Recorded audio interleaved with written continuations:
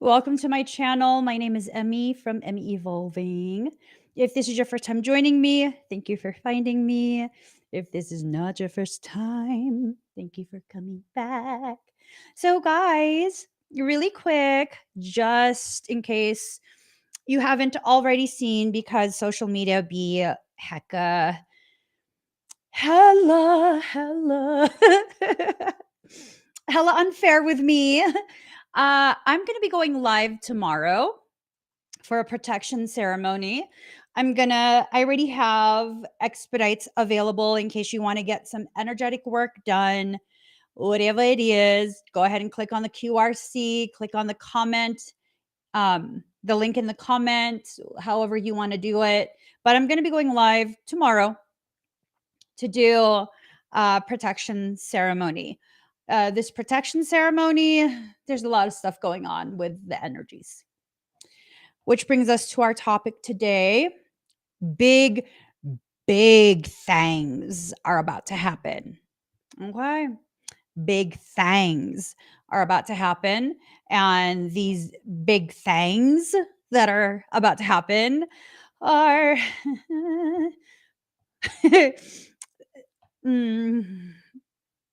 that's all I gotta say about that.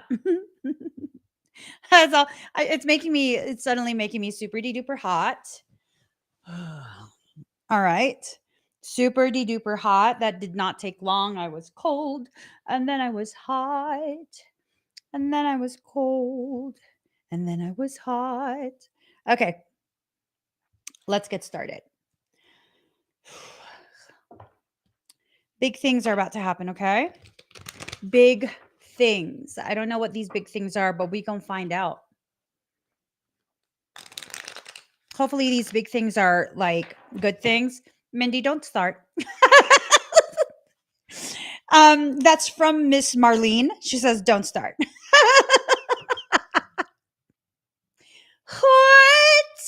What is it about me that makes you question your life? I got this fucking song stuck in my head.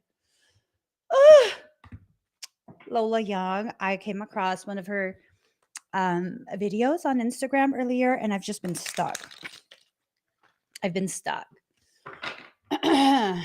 That song in particular. What is it about me that makes you question your life? Ooh. All right. No, I'm not doing half a deck. No. Almost ready, you guys. Almost ready. I don't even know what the song is called, but I just know that one specific line has been stuck in my head. Let's see. Let's see.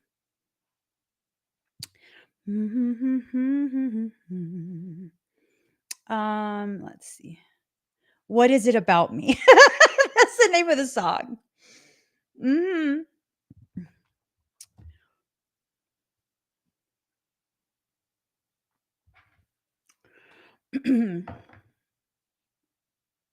There's like demonic energy today. And I've been really struggling to behave myself. I give that disclaimer right now.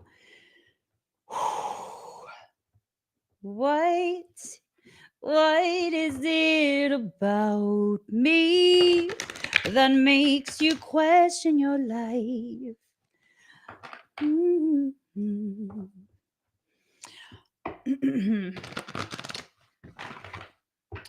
I have like minimal tolerance for abrasiveness today. Yeah, I don't know what it is. I don't know. Maybe the uterine wars that are happening right now. There's a war in my uterus. There's a war. There's a war going on between my uterus and my ovaries. You know what I'm saying? I told those two bitches, like, can't you just get along? Why do you have to injure each other? So, you know. Okay. Almost ready, guys. This is the final deck that I am preparing. Woo. I mean, can you feel the aggression with the way I'm Woo! Yeah, no. Calm it down. Don't injure the cards. Okay? Don't injure the cards. All right? They help you a lot. They help you stay focused. So be nice to them. They're your friends. All right.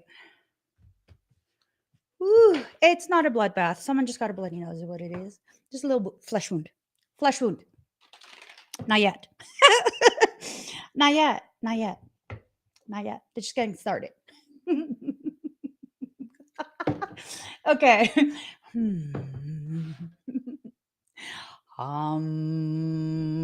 Let me.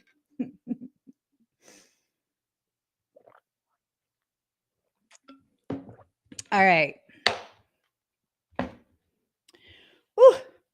Let's get started.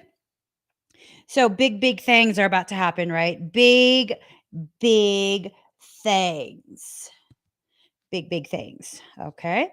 Mm-hmm. Okay. Mm-hmm. Mm-hmm. Soul, are you telling me it's okay to claw people today?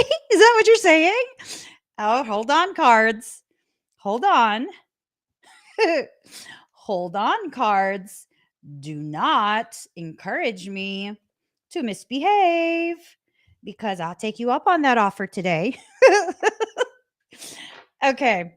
So there's nothing that you necessarily have to change. Like there's no need for some type of alchemical change to happen. Um, it's important for you to know whatever's going on right now. Right. Sea ocean soul, don't fall for it, don't react. Whatever is going on right now, it's temporary. It's like a primer to try and destabilize you before tomorrow. Oh, I know. Did I tell you guys what's happening tomorrow? I think I did. I think I've told you what's happening tomorrow, and that's why I'm having a protection ceremony. Um, there is a very profound, very pronounced consciousness, very elevated level of consciousness that's coming in and being infused into the planetary template. It began yesterday evening and it's going to extend through to today and hit this apex tomorrow and then begin to taper off around Sunday and probably be completed somewhere around Tuesday, Wednesday time. So, before the infusion really reaches that apex, there's going to be a lot of agitative energies that are going to be wafting through this space. So, mm, just try your best to behave, try your best to be in control of your emotions, be very succinct in the way you communicate. Okay. Just, just be aware of the ways in which things are being stacked in a very haphazard manner to encourage you toppling over. Big things are about to happen. And if you can stay somewhat in, I guess you could say, control of the way you navigate this period, it's going to be super beneficial. But here you go. If you can't stay in control, there's going to be a lack of fulfillment that takes place. This elevation in consciousness energy, and I'll tell you exactly what consciousness it is. It is double diamond emerald sun consciousness. That's like high stuff. Okay. High stuff. And so, see how the green energy, it wants to infuse into your cup. But if you're going to be upside down in the way you behave, if you're not going to like really be certain about the way you move through this, um it's gonna not be fulfilled. Whatever goodness that's headed your way is not going to be fulfilled. um so don't confront my manager for the way he's been acting towards me for no reason.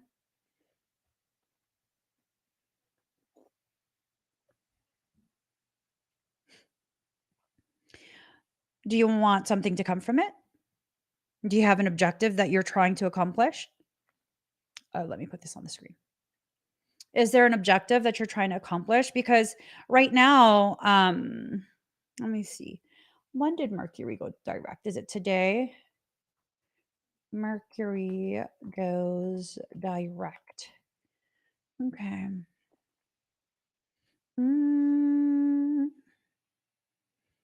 Sometimes in our lives, we all have pain. We all have sorrow, but it won't be long. So it went direct on the 15th. And then we have equinox stuff happening. So we're still in the shadow of Mercury for another, I think it's supposed to be like 2 weeks or so after it goes direct. I would be very, very careful about what you initiate today. I would be very, very, very careful because you might be intentionally being agitated by something outside of you. I don't know if it's your manager or if your manager is simply being used as a Trojan to access you. And if that's the case, you're gonna shoot yourself in the foot. Okay, you're going to absolutely shoot yourself in the foot. So just be mindful of that. I can't tell you whether to do something or not do something, but be mindful of what I said and how it could potentially apply to your circumstance. And this apply I'm telling everyone this, you know. So this lack of fulfillment, it's going to be highly contingent on whether or not you can remain in control during this period. There are those who are going to lose their dedication to the objective. What is the objective? What is the goal? Right? And that's the main thing, is if you don't know what your goal is, then you're simply in a state of reactivity. You're being reactive, which sometimes that's necessary, other times it's not. I think we just got to be really aware, very, very cognitive. Okay. We have to be very careful not to allow ourselves to become a shadow of the monsters we are fighting, a shadow mirror, a shadow reflection of the very monsters we are fighting, not to be a mere byproduct of the environment that we are in.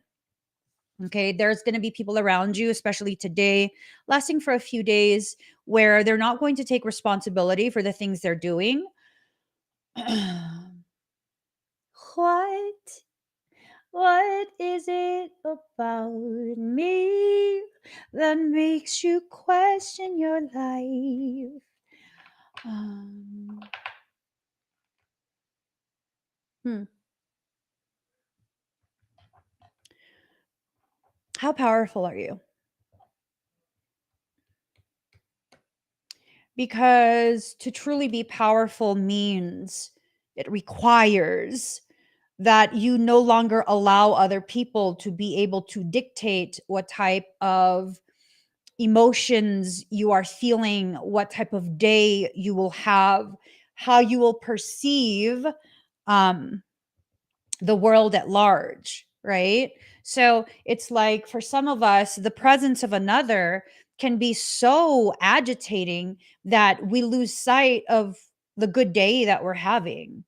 And then suddenly it's a bad day. Suddenly it's uh, an insufferable type day. You have to stand strong. You have to allow yourself to recognize when you are being uprooted from your space of center, uprooted from a space of internal peace. Now, many people will try and shake you from that rooted space of centeredness, rooted space of internal peace. How successful their efforts will be is highly contingent on how much you give permission to happen. That's how powerful you are. That is how powerful you are. Like, really let that sink in. I've had, just like really Marlene keeps touching my nose. If you could stop. I don't know if you have washed your hands, young lady.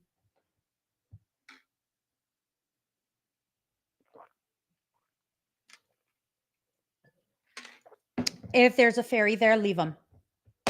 Leave them. Let them sit on my nose. I don't care. You touching my nose, I can feel. So, no, I'm serious. I'm serious. Don't touch my face again. I have an extreme aversion to people touching my face, unless you're going to give me a full on facial with your hands sanitized. Because, boo, you're going to see a whole nother side of me come out if you touch my skin again. Are your fingers non commodogenic? Because I'm saying, baby boo, I'm too old to be having skin eruptions because you couldn't keep your hands to yourself. Okay. She said she loves it when I yeah. Yeah, no, don't touch my face though. So, okay. There's going to be a lot of people who are going to try and, you know, remove you from your space of center, right?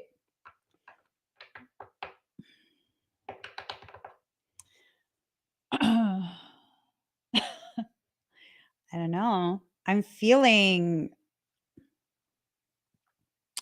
reactive to certain types of energies, and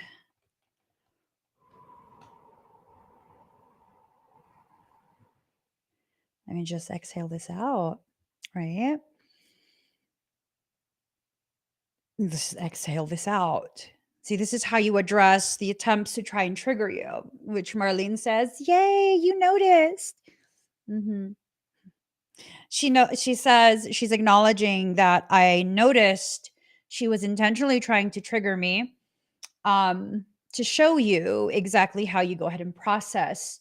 I actually, there's no cookie cutter approach. You know what I'm saying? There's no cookie cutter approach.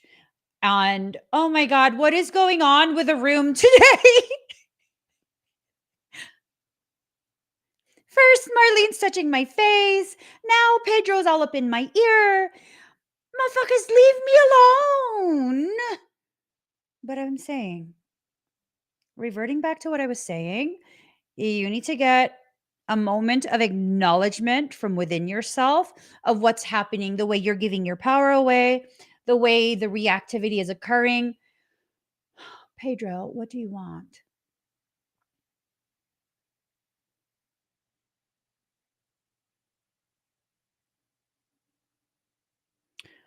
Okay.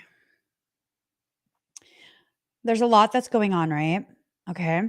There's a lot that's going on energetically speaking. There is attempts to go ahead and create distortions, which I had mentioned earlier.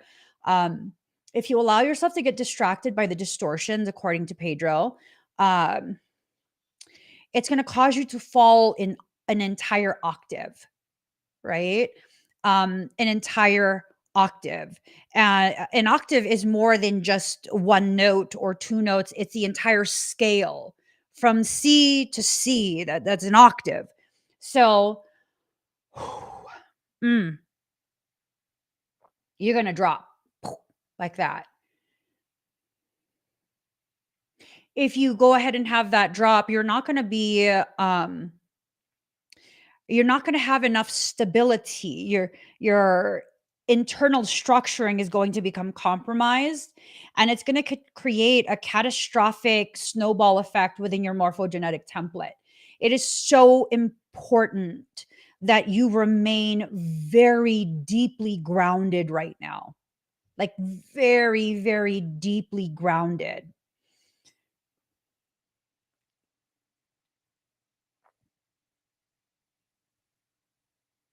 It's been a very long time since Pedro has come in the middle of a live stream, especially. He's giving me advanced knowledge of intentions towards me personally.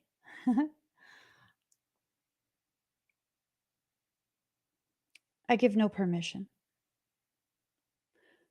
The request to access me by way of manipulation, coercion is officially denied.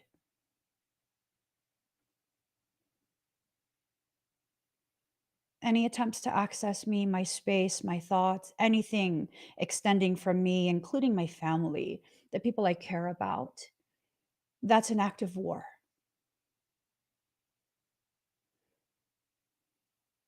I will say this only once. A declaration through all of creation.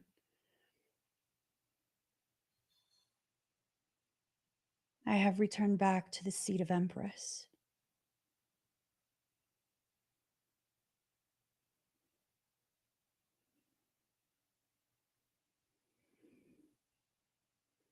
All that I command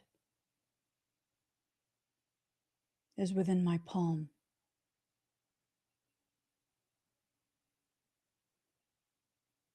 Whatever war you think you will wage, you will lose.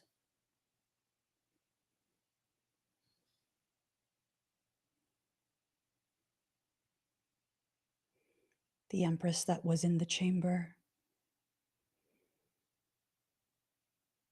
The doors have been opened. Lemuria is ready.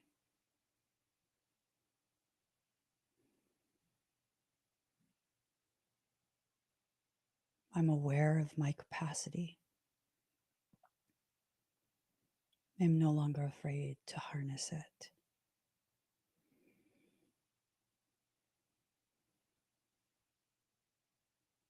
I will not stay seated. I will function in the way I was designed to. Custom created by Creator itself.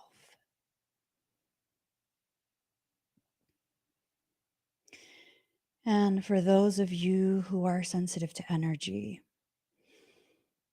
you might begin to feel an intense density, almost like a tangible dark essence that does not necessarily feel wicked, just an essence of something.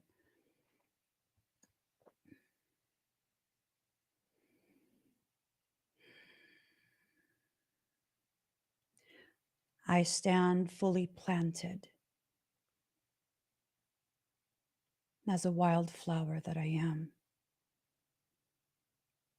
equipped with delicate petals and vicious thorns. And if one does not want to bleed upon my thorns, be mindful of the way you move in my presence. Again, I am seated upon the throne of Empress, and I will not yield. Get out of my way, or be bulldozed and turned into nothing but a paver stone for those who follow behind me. We've reached the nexus. Decisions have been made. I speak so boldly because the decision is no longer to cower, but to rise up. There's nothing to fear. Fear is nothing but the steps used to go higher.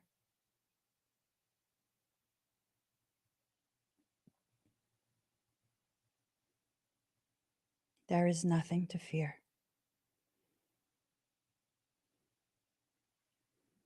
There is something being manifested in this moment.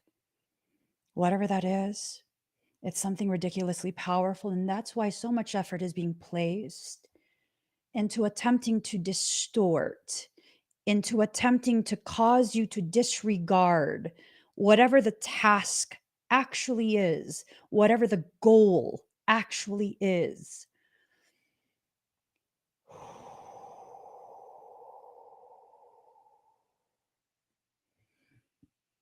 I want to tell you guys, I was instructed specifically by Soul when I was creating the options for the expedites last night.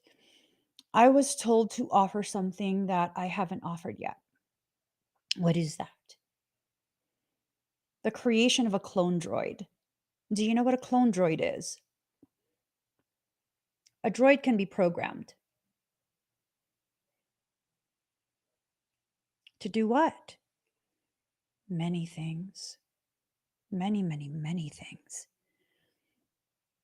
This specific clone droid that I'm offering, it will be made of your higher consciousness that's rooted in self-defensive codes. That means it has access and the capacity, the authority to harness all of your defensive codes. You don't even have to know how. Do you know what this means?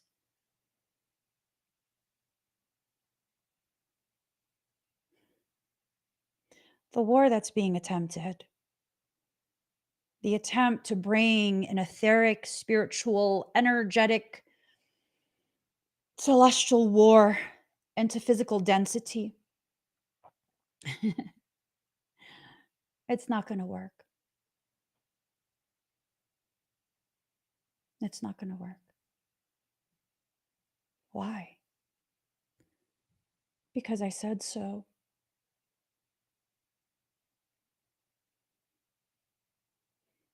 Who do you think you are, Emmy? Something beyond human comprehension. And I don't think it, I know it.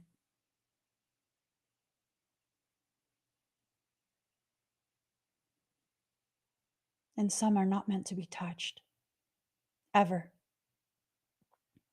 Ever. And all these attempts to try and touch those who are to remain untouched.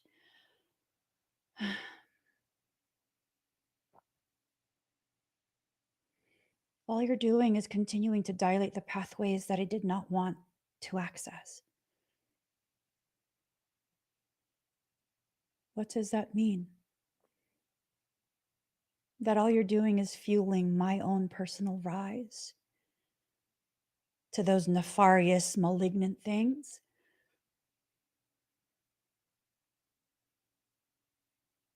You are the very reason I chose to return to my proper seat.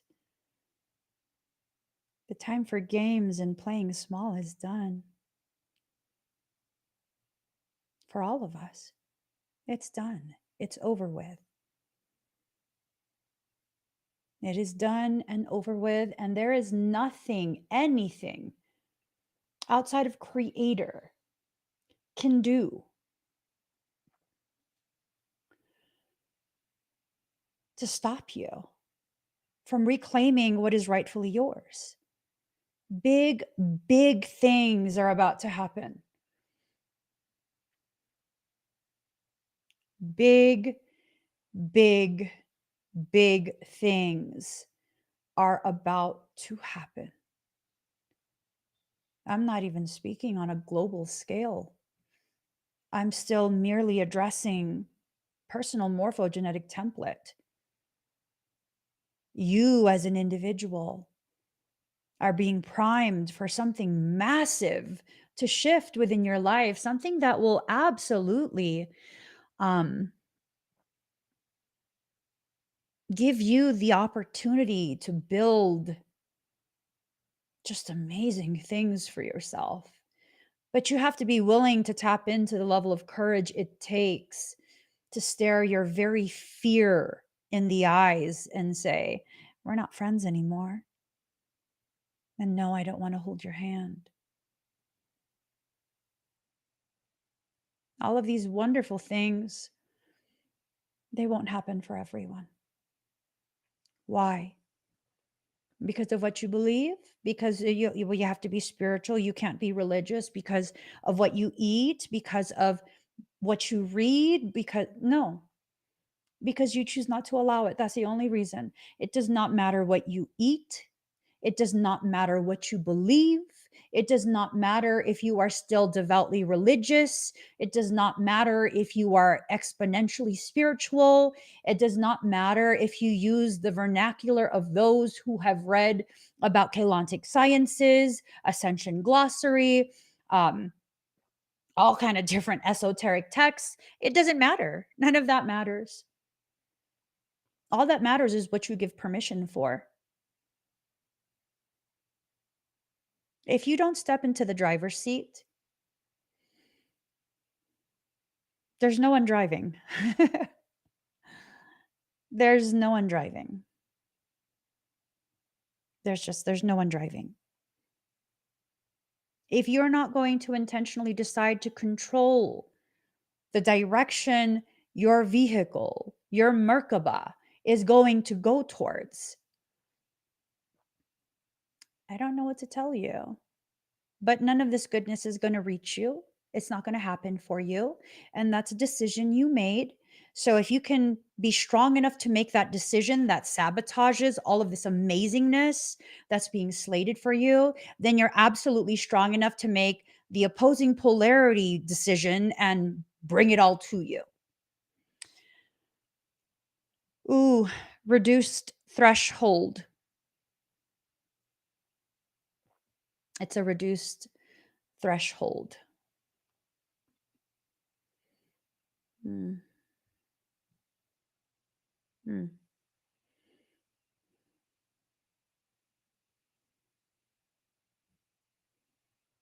Your threshold for energetic interlopers has been reduced. This is what's causing you to become much more agitated much more quickly. There are frequencies that are currently being broadcast, not on my live stream, but using extremely low frequencies.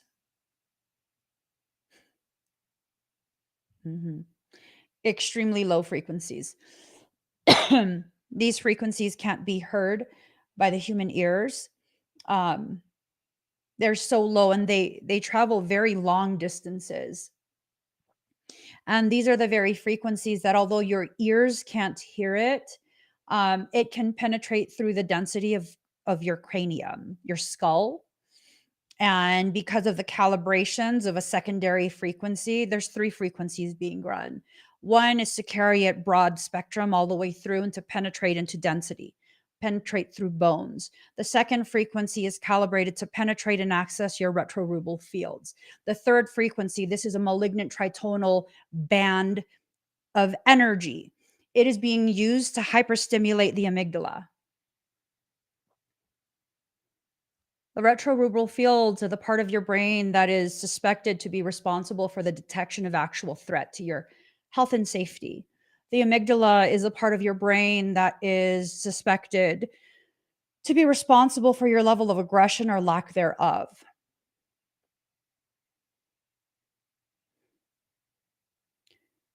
You're being calibrated to fail.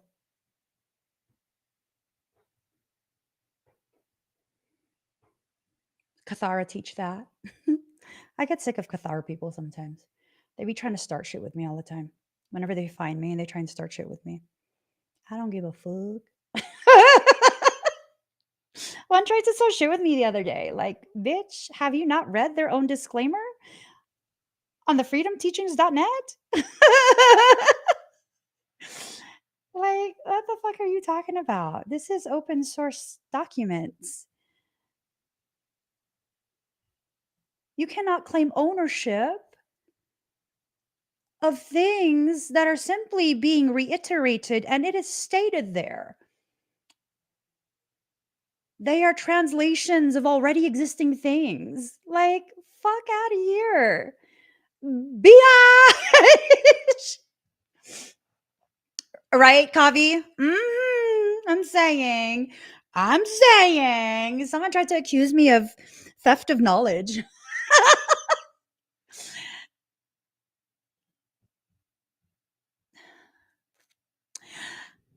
Doyen! How do I know it's really you? Do you remember me? Oh my god, you just made my heart sing. Do you remember me? We used to be friends on Facebook, and then these fucking bitches took my account down, and then I couldn't find you anymore. Oh my gosh, you guys, Doyen, if that's really you, hold on. I gotta look if it's really you. You're about to make me so super like fangirl. Hold on.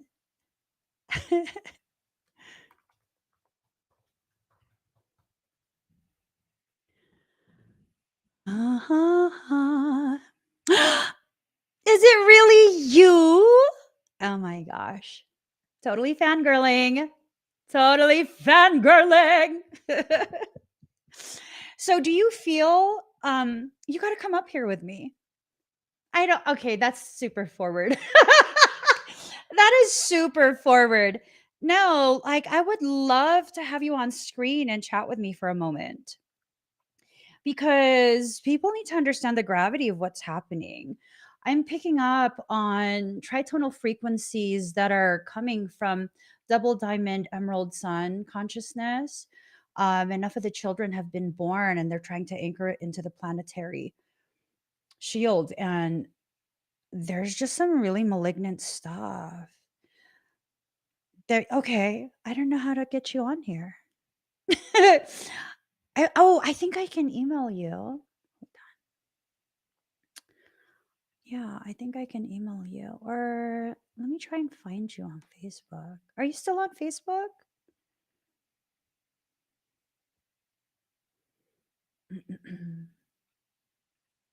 Let me see. Maybe I was like spelling your name wrong or something.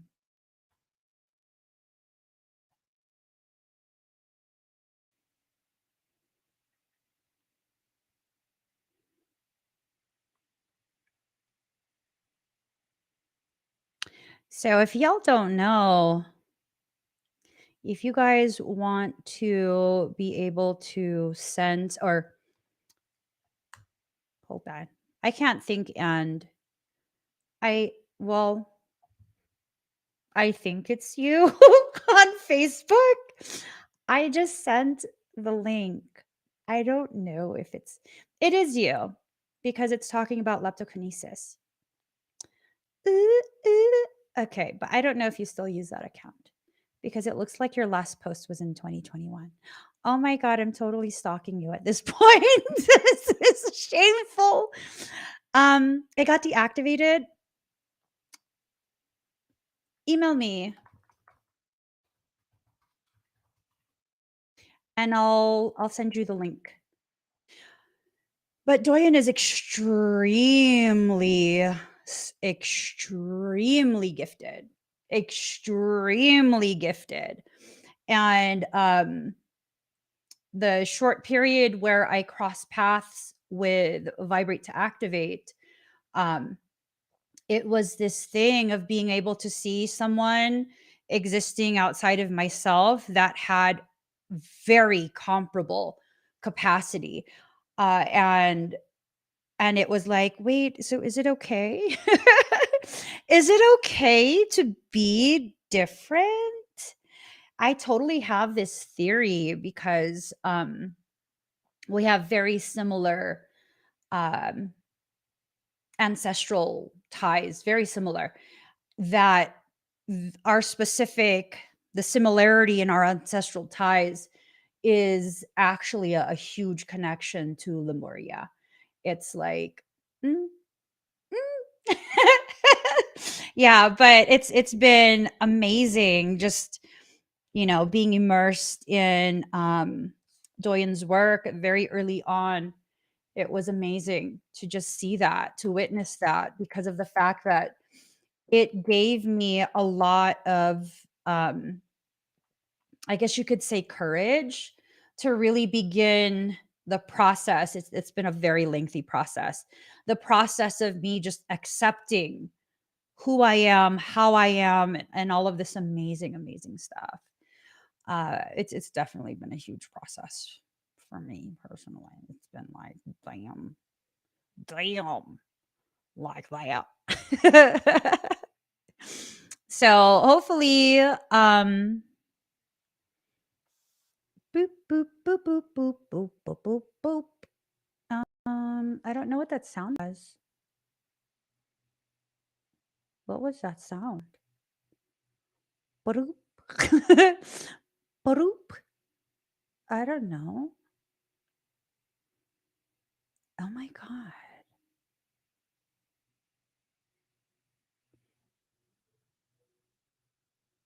I did not realize that a ton of people have been trying to message me like instant messenger on Google.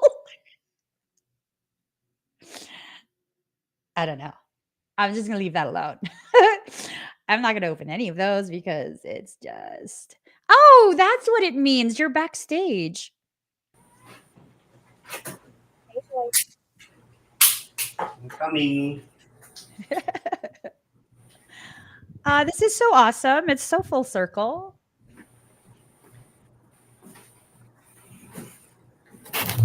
Boo! Oh my Hello, God. hello. Just seeing your face makes me feel so happy. It's so nice to reconnect with you. Your live streams have been popping up. I was like, let me see what's going on real quick. Oh my gosh, really? Mm-hmm. Well, they've shadow banned me for quite a few years. I'm not surprised. I'm not surprised. I'm not either. You're still continuing your work? Yeah, you know, it's been a challenging kind of past year or two. You know what I mean? But yeah, I'm still doing the thing. I'm working on like my fifth book right now, which is like my most comprehensive work on kind of the whole process of getting these behaviors to manifest in people remotely, somatic releases and things like that, making people more receptive to, electromagnetic radiation frequencies, things like that. So it's going. It's going. Nice. So I'm totally fangirling right now. Got it. Got uh, it. so your leptokinesis, how did you come to this realization that it needed to be created, spoken about publicly, and really just put out there? Well, for me, what really happened was when I was taking my 2 year, 200-hour master medical Reiki training, like I was getting people to have, the movements and things like that, the twitches, the shaking and things like that, while sending energy to them without touching them. And I was asking my teacher about it. My teacher was kind of just like, oh, he was just releasing energy. Like he didn't really have many answers for me. Like it wasn't a big deal. I'm like, bro, this is like some mutant level stuff. You know what I mean? Like this is some otherworldly things happening. And so, I could get it to happen to some people with very little effort, and other people I couldn't get it to happen to them no matter how hard I tried. And so Mm. that's kind of what like gave me the burning desire to like figure it out. But honestly, the thing that made me just want to share it was like, yo, this is like we're making sound visible. We're making energy visible. We're showing a cause and effect here, and people need to see this. This was back in like 2015, 2014, and Yeah. people certainly weren't as ready as they are now to kind of receive that information. But there's still quite a bit of aversion to the work. You could have all the proof in the world, and if a person, their if their level of consciousness is not in alignment with that type of thing, it doesn't matter what evidence you have to show them. And I know you have a huge body of evidence. Huge. You've been at this a bit longer than I have. You were able to really liberate yourself from specific societal um, expectations and programs. Very inspirational for me. Very, very. I've been dragging my feet. I have, but every once in a great while, I'll Google you just to Oh see wow! like how are you? How are you? I Wow! never reach out just because I'm just like I don't want you to think I'm Stop it! stalking you or like, you know what I mean?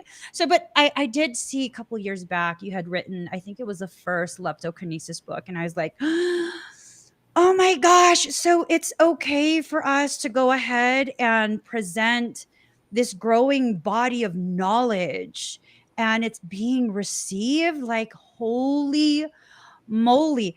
I only just in the past several months finally decided to name the methodology that, just like you, I created my own, Hmm. aura spectra biogenesis. Wow. And I'm told to share with you, um, and definitely I could be wrong, but it's this thing of the fascia. Hmm. Hmm. MTHFR multi-gene mutation affecting fascia function. And that's why you couldn't get some people to show the symptoms, the movement, however hard you tried. Um, I don't know how you would integrate it with your system though. I work with fascia. I work with Mhm. fascia tissue. It's certainly, a pathway for electrical information, certainly an important one. But really, it's so complex. There's so many different anatomies, both physical and subtle, that are kind of involved.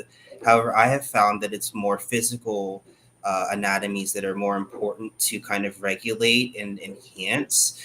I found out a couple different things, and I'll go ahead and I will. I don't want to say my secrets. I don't want to claim ownership to these things, but I'm a cook real quick. All right. Okay. Uh, the biggest thing that I ended up finding out is that because again, like I started studying all the things like chelantic science and some of these or less talked about kind of energy practices and things like that, and working with things like the Jehovah's seals, working with things like crucifixion implants, all those kinds of things, they certainly made the process of inducing somatic releases in people with a bioelectromagnetic wave a little bit more consistent, but it still wasn't consistent enough. So I asked myself the simple question, like, what makes the body move?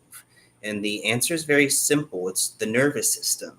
And Mhm. so I kind of like learned more, started studying, physiology, neurology, biochemistry, those kinds of things. And that allowed me to develop a process that was repeatable.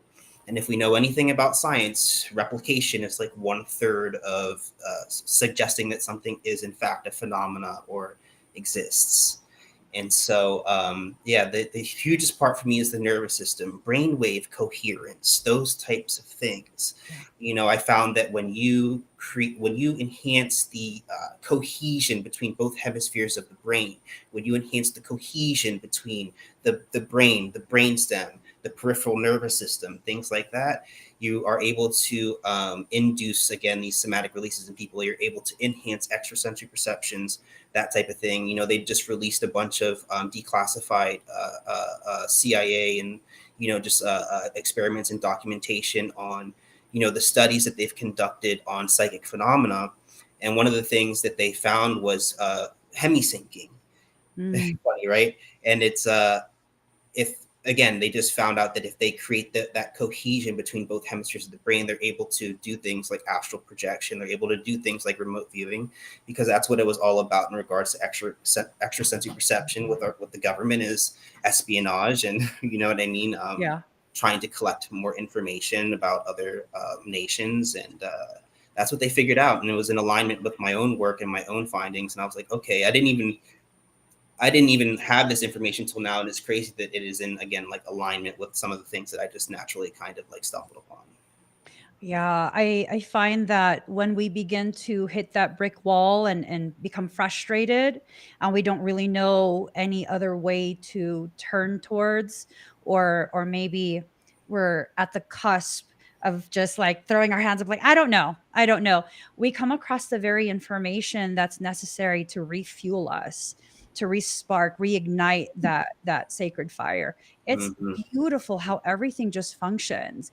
You Hmm. know, I have shared this story of how, like, I was doing this work for a while already, and I just got to a point where it's like, I don't know if I'm hurting people and just convincing myself that I'm helping. You enter into that space of self doubt, right? Hmm. And I had told one of my guardians, like, you need to prove to me.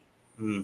And the very first time I had ever heard about Kalantic science was in one of your posts. And I was like, oh, that's fascinating. But when I Googled it, nothing showed up. Hmm. And I was just like, okay, maybe it's just in books, like physical books, and maybe, it's not something that I'm ready to dive into.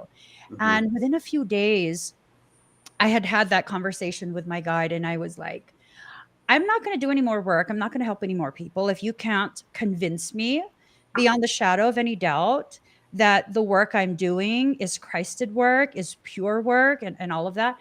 Tell me why all of the available Cathara and Kelantic science manuals Hmm. suddenly popped up on my laptop when Wow. it was downloaded. I didn't download anything. As What? soon as yeah, all these windows started opening like stack, stack, stack. Like I thought I got a virus. Hmm. And I was like, oh my gosh, my laptop. And then when it finally stopped opening windows, Cathara level 1 was the thing on top. And I was like, oh, is this what you were talking about? And all of the manuals, it tied into every single question I had about the validity of the work that I was doing because I didn't have the terms. Hmm. And so I was describing things as like this one thing, it just like goes in and then it comes back out and then it's like a spark. And Hmm. I didn't have the terms. And so when I had those manuals, it gave me the terms to really begin able to quantify Hmm. Hmm. and explain, communicate these different theories. So it's so powerful to have crossed your path and really just have someone who's also pretty self-taught, where you remember so much. You remember Hmm. so much, and Hmm. you pull from life experiences and other types of knowledge to really quantify everything and bring it all into applied biospiritual theory. That Right. is just, I'm totally fangirling. I can't say it enough. Well, also, it is an honor to have played any role, supporting kind of, your development and your journey and your destiny. You know what I mean? It's truly an honor. It's an honor to know you. It, I'm sure we've known each other for quite some time. I believe that. I definitely believe that. From the first time I don't even know how we crossed paths, but from the first time I saw any of your posts, I was like, "Are we related somehow?" Like, are we related somehow? Because I don't know, there's something familiar. Mhm. Um, I still don't know what it is, and I don't know that I need to know. Mhm. I just know that it's not a coincidence that you popped up today Of of all course, days. of course not. Of course not. And I certainly resonate with kind of some of this disharmonic energy kind of being transmitted right now. I've certainly been kind of experiencing kind of like a little bit of like mischievous energy. You know what I mean? Yeah.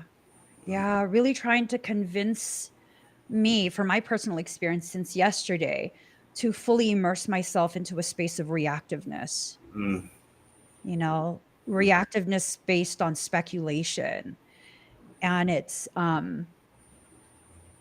odd because I typically don't like to speculate. mm-hmm.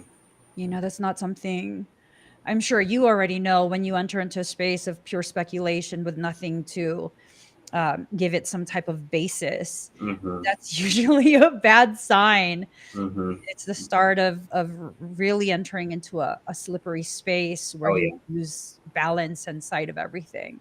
Mm-hmm. So that started yesterday, Mm-hmm. Mm-hmm. and it's kind of escalating today. It's not so much effective on me anymore. I'm kind of just like, it is what it is. I'm not going to respond to that.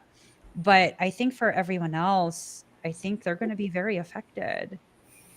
Yeah, if you're not putting it, I'm not saying that people aren't putting in that work. I'm just speaking objectively here. If you're not putting in the work and, you're not detoxifying your physical body and you're not, doing the shadow work and reprogramming your subconscious and, regulating your systems in the way that's necessary, then you will kind of be more influenced by some of the, we'll say, external energies kind of being presented at that time on the planet for sure. Yeah. I think all of the toxins that are stored in the body and slow the process down and then infiltrate into the fascia, of course, are spaces where external energies, like you said, are able to anchor into.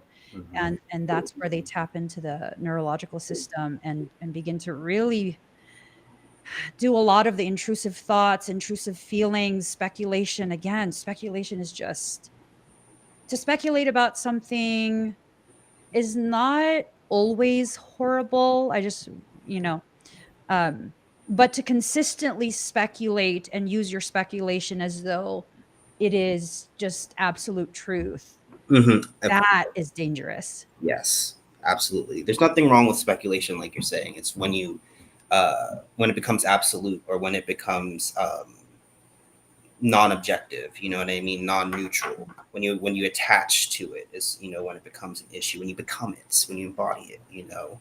Another thing I wanted to touch on as well in regards to like the toxins is that is something also that is like a huge process, or a huge part of my process as well. And the way that I kind of look at it as is that, you know, all of your cells produce an electromagnetic field, and that kind of contribute to this overall collective resonance that you produce. And when your cells begin to lack that permeability because toxins are binding to them and making it hard for, you know, things like oxygen to go into them, and things like talk or waste, metabolic waste to come out of them, you know, they kind of become like, think of a singing bowl. Imagine you just have a singing bowl that's just like kind of ornamental. It's just sitting at your doorway, and you throw keys and change and just a bunch of shit in there, and you go to try to ring it, and it doesn't produce the same resonance. Its resonance becomes dampened, and that's what I feel like a lot of toxins do. They dampen your electromagnetic field, and that's a way that you become more susceptible to influences or intrusions, you know. Ooh, you are causing so much synaptic firing in my brain. And that the dampening of the lymphatic system, that's what they target first. Oh my god, I just love your work. It always causes me to consider things a couple levels deeper within my own theories, and it's just beautiful. Oh my gosh, beautiful. Do you want to quickly say how people can reach you? Because you're um, still doing sessions, right, for people? Yeah, absolutely. You can reach me either at leptokinetic at gmail.com. You know, you can go to my YouTube as well, which is, I just rebranded to Vibrate to Activate due to some, I don't want to say legal issues, but we'll talk more about that on a more personal level.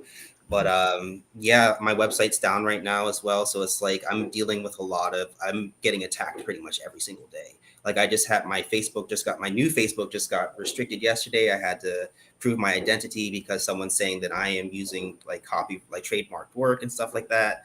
But yeah, you know, those are probably like the best channels to reach me at right now, either Vibrate to Activate or my email, leptokinetic at gmail.com. And I appreciate the plug. Of course. I'm going to just put your screen name on the screen. Here we go. So you guys can see exactly the YouTube screen name and also the image. Look for that vibrate to activate. Yeah, I got a message on Tuesday evening that those who are similar in purpose to you and I, um, they will be very much in the crosshairs. um, there's a massive attempt to control and constrict the amount of information that's being readily shared.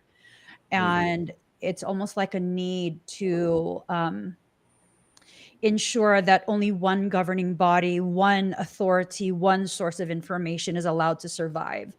I will not bow to that. And I hope you don't either. I don't think you will.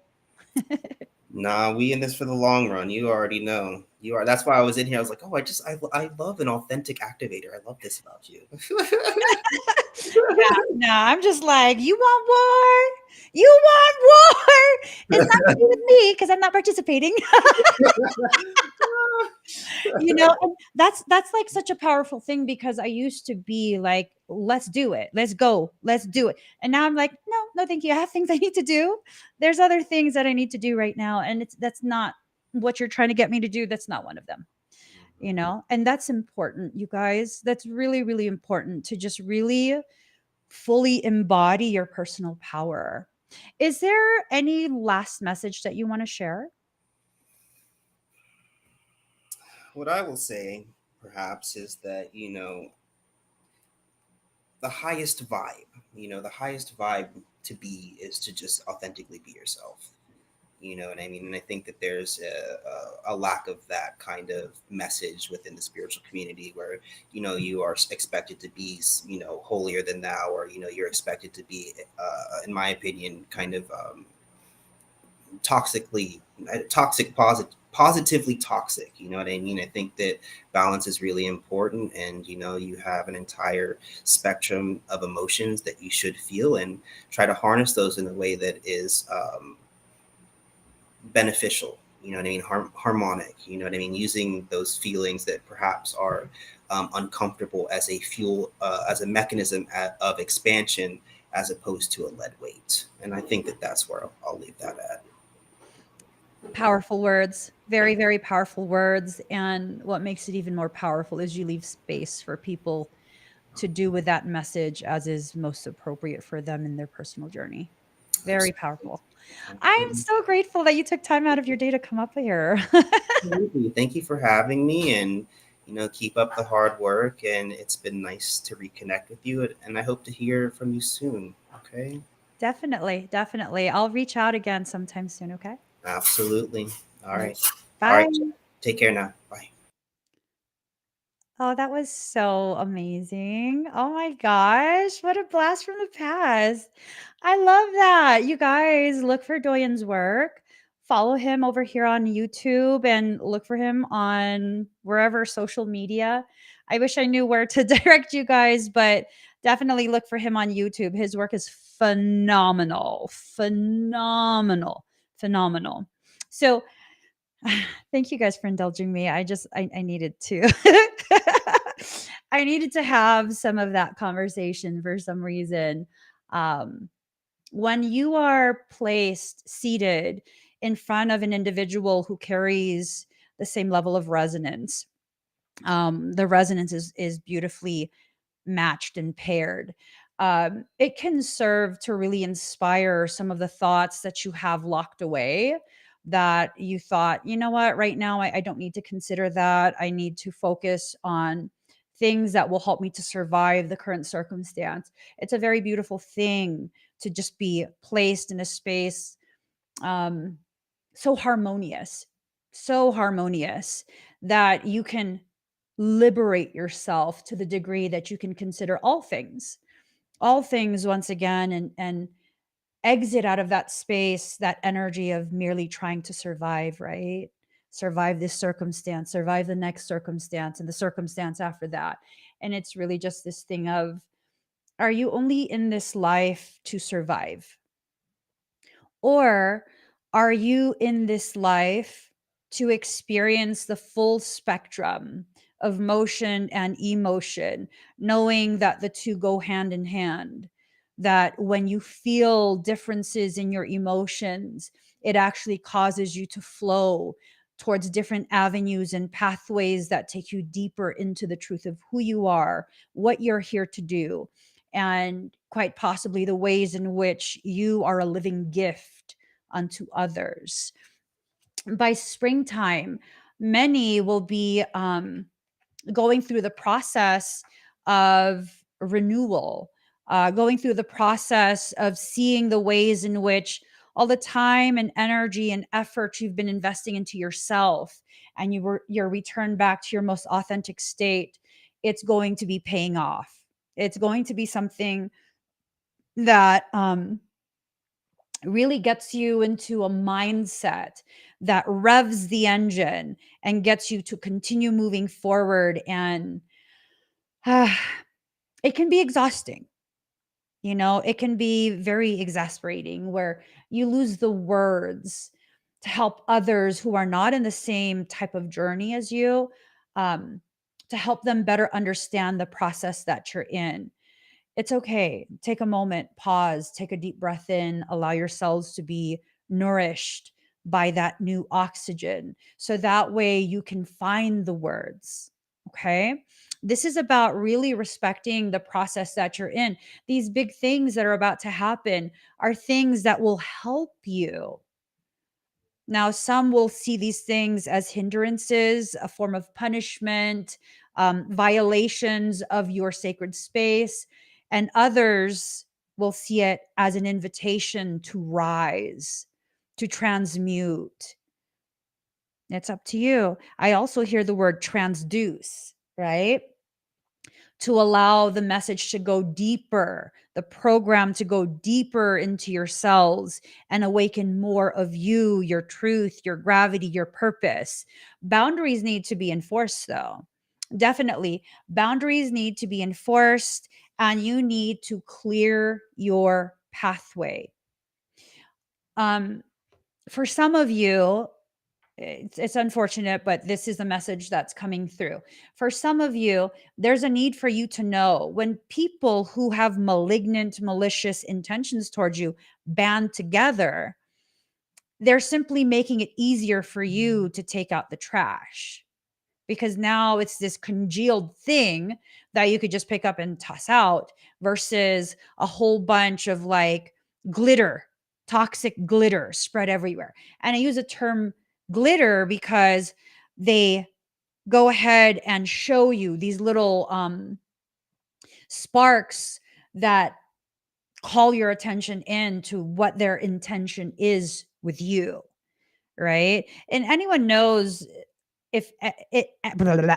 Anyone who has spilled glitter knows how much of a pain in the butt cleaning up glitter is, right? Like that's a total task, but it's something that's necessary unless you want to have glitter everywhere, unless you're okay with that. If you're not okay with that, then you definitely have to go ahead and do the process of cleaning it all up, right? Um, And then Marlene says, if you don't like glitter, you shouldn't bring glitter into your house to begin with. Ooh, she's getting spicy. If you don't like glitter, then you shouldn't bring glitter into your house, which is true. Then there's no risk of spilling the glitter and spreading it everywhere, right? Um, Also, to further that analogy, because people will think glitter, sparkly, lovely, amazing. Not everything that sparkles is actually made of gold. Be careful. Sometimes the things people offer you, especially during this period of attempts to dissuade you from tapping into your own power, during this period, it might become this thing of like people offering you friendship, connection, and all sorts of different offers that really are nothing more than fool's gold. Be careful. There's nothing you cannot accomplish on your own, and there is no person or persons, groups that you need in your journey that your life and your soul will not bring to you. Okay? Be careful about chasing things, about trying so hard to go out of your way to try and create circumstance that you believe you need without any basis of that belief, right? You're just assuming that you need this and you need that because you've become very committed to a specific outcome. We don't really know what the outcome should be. We have some generalized ideas usually. And if you allow yourself to see things from a neutral space of observation, then it becomes something that's much more easily brought to fruition by soul. This balance of existing in a space of shadow, shadow being the very thing that um, holds your potentiality. You know, we hide a lot of our power in the shadow, right? But it's always in the light that the fruits of our labor ripen. Ooh, let that sink in. You need both. You need both. And I think for some of us, we have this fear of being in the light, being in the spotlight, having people recognize the gravity of what we are offering, the gravity of the way we exist, our thoughts, our opinions, you know, whatever it is. In order for the fruits of your labor to ripen and naturally embody the sweetness that it's designed to have, you got to have that sunlight. You got to have all the components that are necessary to continue growing life, right? Compassion. having compassion for yourself, allowing yourself to recognize when you have expended all of your compassion on everyone else but you. That's not fair. That's very unbalanced. And when you continue to exist in environments that are full of people who have no problem receiving and then taking, that's not good. That's definitely not good. That puts you in a space of maintaining a dynamic that is very, very counterproductive for your growth, your healing, your expansion of awareness of who you are, how you are, what you're here for, the importance of others in your journey, right? And I want to clarify that the goal is not to have an environment that's completely sterile. That's not going to help further your development. An environment with no challenge, an environment with no friction, right? It's not our goal to create friction with others, but it can be an absolute gift to experience moments of friction. Friction being the very evidence of the movement, internal movement that's happening, right? So, card number 50, reverence. It's time for you to view yourself with some reverence. Big things are about to happen for you. And I think quite possibly one of the biggest things that could happen for you is to begin seeing yourself with reverence and living in such a way that honors your needs. For many of us, we've gotten to a place where we honor everyone else's needs but our own. A lot of empaths do this. We end up becoming people pleasers. And that has a lot to do with some of the pain we've experienced in childhood, the fear, things like that. When you can begin acknowledging the things that need to be acknowledged and then working on the things that need to be adjusted, right? Just maybe recalibrated a little bit. Not because you're broken, not because you're flawed, but because you deserve to see and know this other aspect of yourself, an aspect of you that already exists and has been able to remain untouched by the wounds life has inflicted upon you. I mean, that's so powerful. That's one of the biggest things that could ever happen for you. Because when you allow that to happen for you, many, many things will spring forth from that moment of self realization and self actualization. The in between, but it's in reverse. So many of us don't want to exist in this space of in between. In between what? Let's show you. Hmm. There you go. In between the shadow and the light. Or more accurately, in between the darkness and the light. A space of shadow is a space where the light plays with the darkness, creating more texture and nuance in your understanding of yourself. Assurance in reverse. For many of us, we're not going to be receiving um, assurance that you're on the right path, or you're going to have to just really do a lot of digging and a lot of coming to terms with some of the things that have happened in life and finding the courage to assure yourself, right? And it's not because you're alone in life.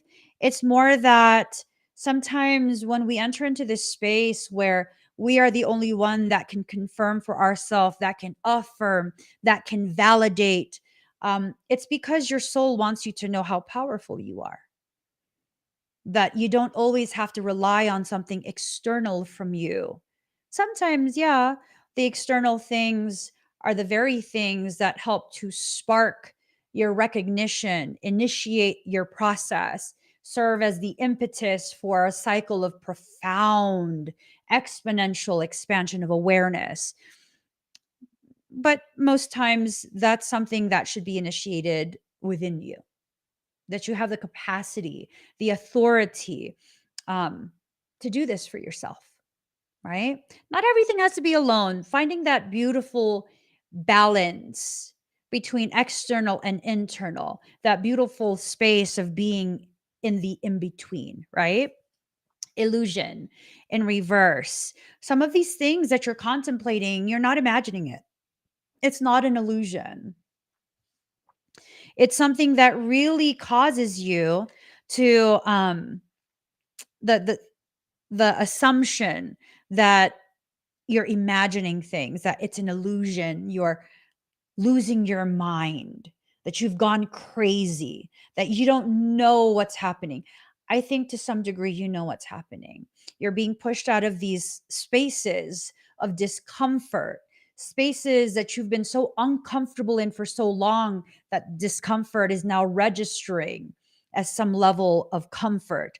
No, you belong in expansive places. You belong in spaces that don't just recognize, don't just acknowledge the gravity of you, but celebrates it, appreciates it, understands the value of it without trying to take, without trying to pillage, without trying to benefit consistently from your presence, right? I think for some of us, we need to be careful about that, where we immerse ourselves in environments that validate us at the expense of us giving all of our power away. That's, that's not a healthy thing, right?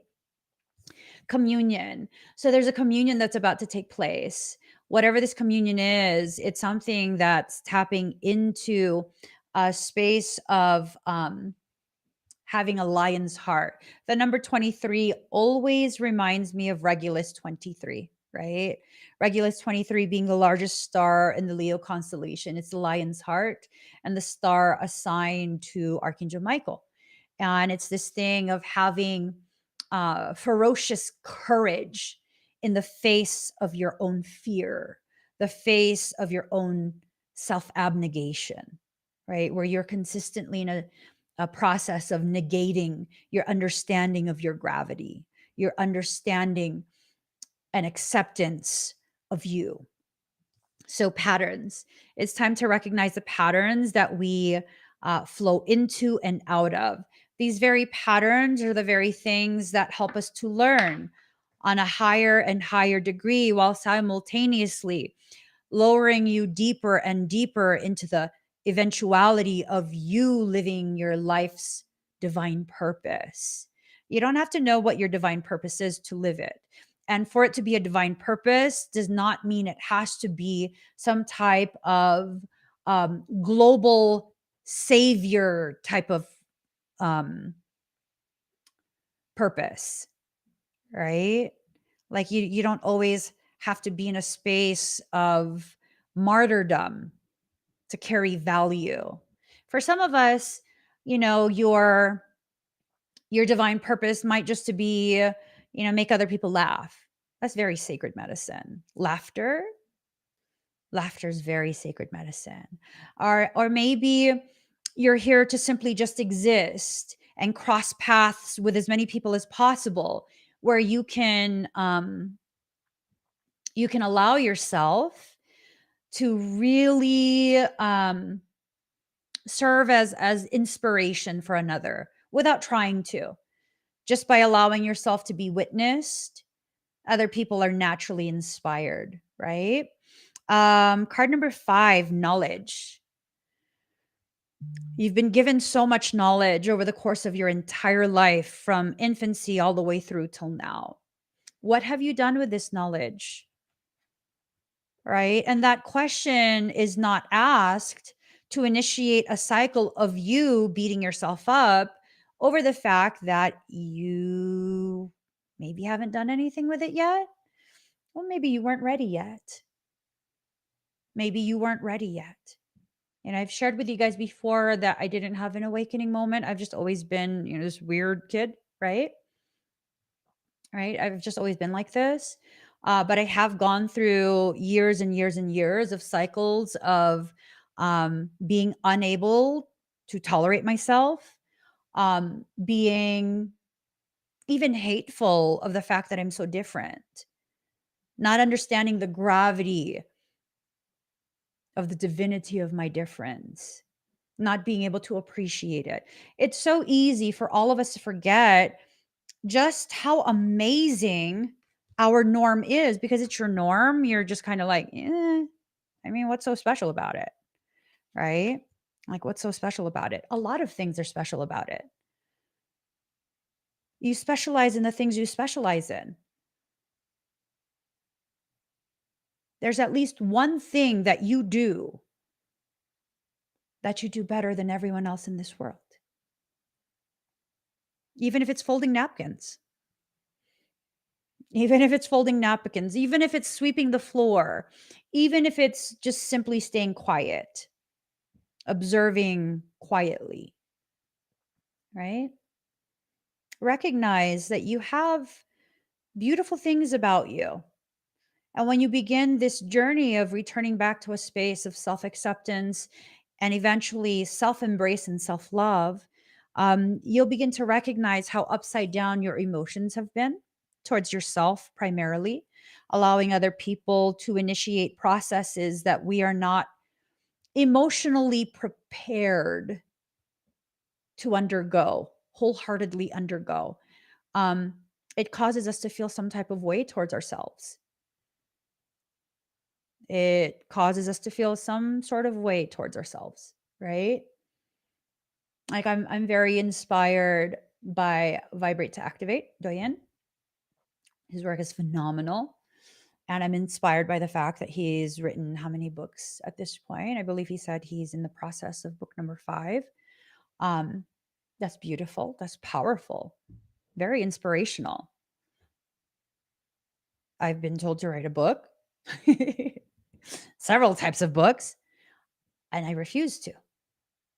I mean, I've started, but I refuse to complete it because I'm still in the process and still needing time to accept that this is a part of my journey. It's a part of my journey. And that I don't need to write a book to impress people. And that's not what I was going to do, anyways.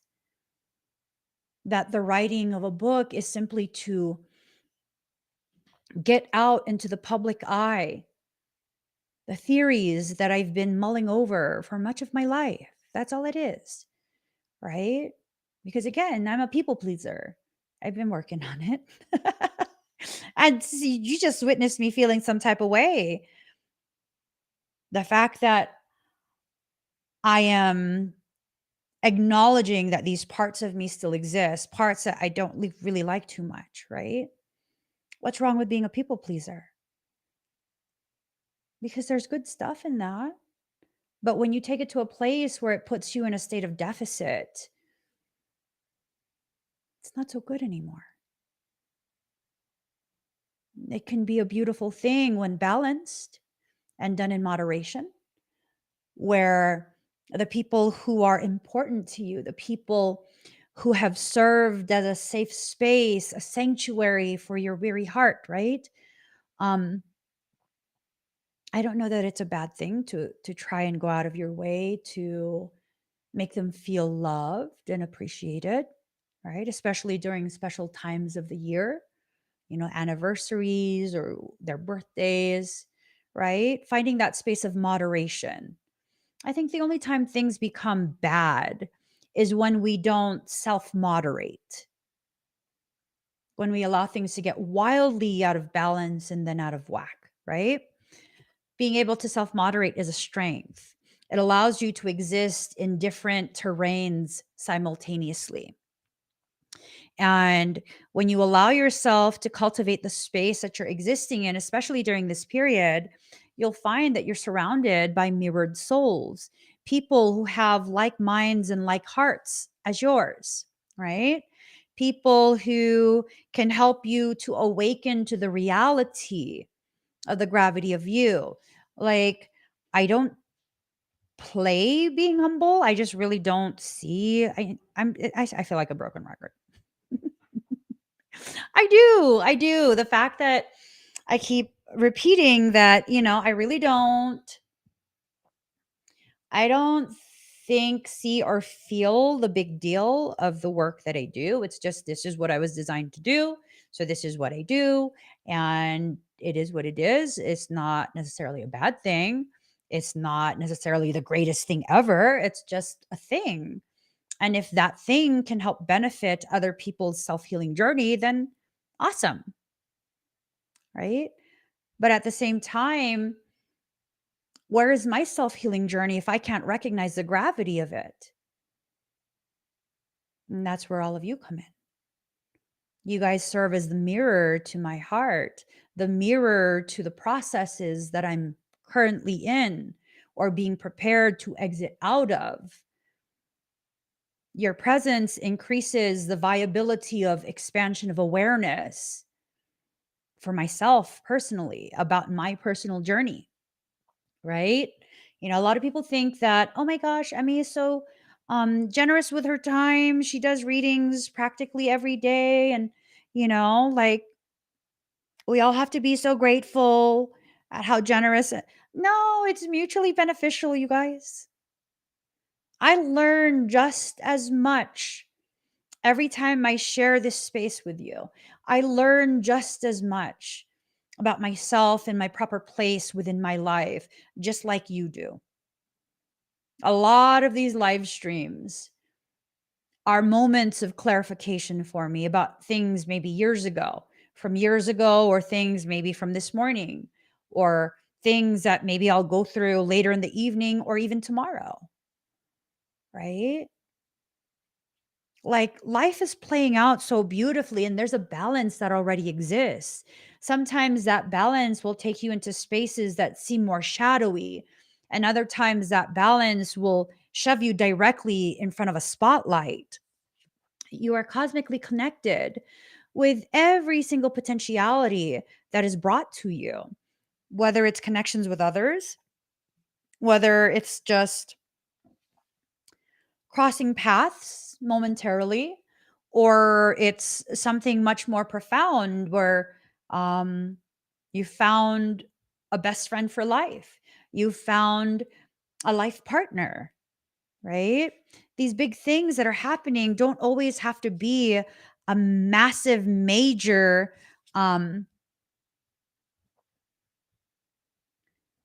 show of power as is defined by the human perception. I've told you guys before, for me, quite possibly the most powerful show of rebellion is just not participating, not announcing that you're not going to participate, not making it this huge like boycott, but just no, you cannot force me to engage in the way you are dictating, in the way you're anticipating. Consciously choosing to remain in that space of sovereignty, sovereign power, sovereign grace, sovereign awareness, unconditional love for these big things that are about to happen. You might waver in your perception of your, I hear, deservingness of love from others. Mm, mm. There are those who can see past the cloaks you wear, the cloaks that hide your royal parentage. I went to the gym this morning, and it was this thing of like, there's this girl that I see there often, and she's looking sadder and sadder. And the first part of my workout, she looked very, very sad. Her energy felt very, very low. And I was like, I don't want to bother her. I don't want to be intrusive. So I didn't say anything. Not that I'm social, anyways. I'm just not. Um, and then when I finished my workout, I had to return the weights. And in order to return the weights, I had to walk past her twice, one to carry the weights to their proper place, and then the second time to get back to my bag that I left on the bench. And when I passed her once, the first time, it looked like she was in very close to tears. when I put the weight down and I began to walk back, she looked like she was full on crying. She kept pushing the weight. She kept pushing the weight. She's pushing a lot of weight, very heavy weights. And I went to go get my purse and I was like, mind my business. Don't be rude. You know, you guys don't know each other like that. Don't be all up in her mix. You know, just telling myself all these things. And I began to walk away. But I stopped and I turned around and I was just like, you just got to make sure she's okay. Even if she doesn't admit she's not, it's important that she knows that her pain is being witnessed and she's not being judged, right? So I walked back over to her, and as she was bending down, I just stood there and waited. And then she noticed I was standing by her. She goes, I'm sorry, you need to get through. And I was like, no, I'm sorry to bother you. Are you okay? And she knows nothing about me. I don't talk to anyone at the gym. She knows nothing about me, and she goes, "Oh yeah, no, I'm good. I'm absolutely fine. I promise, I'm totally fine. It was so heavy, and it it hurt so much." And in my heart, I'm like, at some point, you'll learn. I can feel you. I feel your pain from across the room, and you don't have to diminish that you are struggling through something right now. You don't have to share either. But you don't have to hide it away. You don't have to stuff it down. You don't have to pretend that you're okay. And I was just, all I said was, oh, okay, have a good workout. And I left. I left. But definitely, I think, I hope that plants a seed of some kind where, should you ever need a safe space while in this gym, I can be that for you, even for only a few minutes.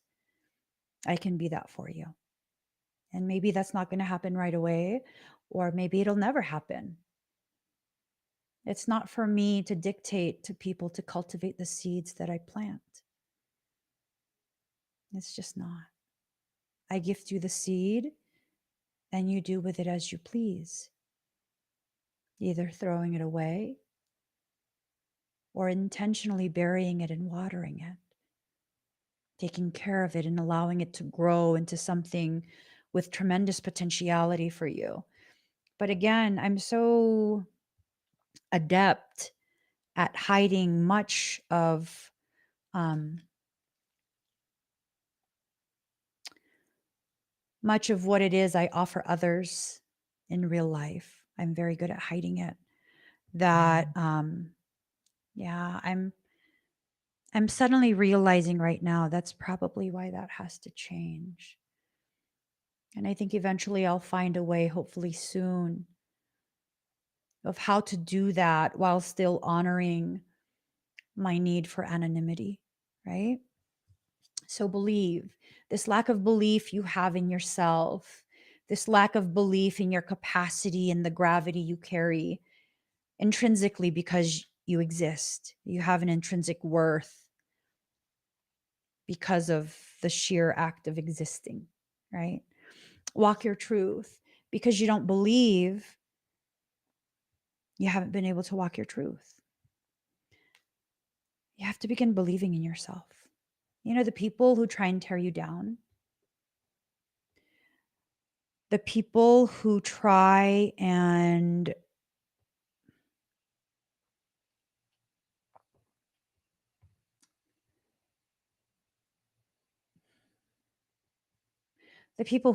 destroy the work that you're putting into creating something profound, they believe in your value and your power more than you believe in it yourself. Why do you think they put so much effort in trying to tear you down, trying to destroy what you're building? They recognize the gravity of what it is you represent, the band of potentiality that you come from. Productivity. You have to remain productive through this time. Okay. Big things are about to happen for you. Sometimes, as you go through this process and ramp up your productivity, yes, you will feel very unbalanced. You will feel tired. You will feel this. You will feel that.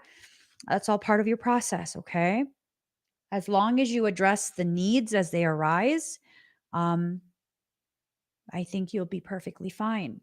Now, for some, I think you need to hear this message. The type of work ethic that I have, um, the level of drive that exists inside me, um, some people would classify it as crazy. Some people.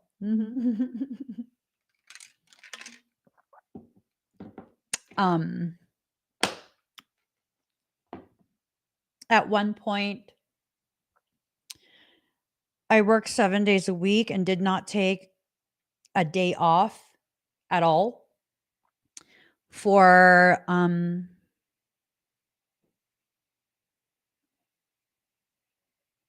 like 4 years. Like 16, 17-hour days, sometimes 18-hour days, and then start it all over again in a couple hours.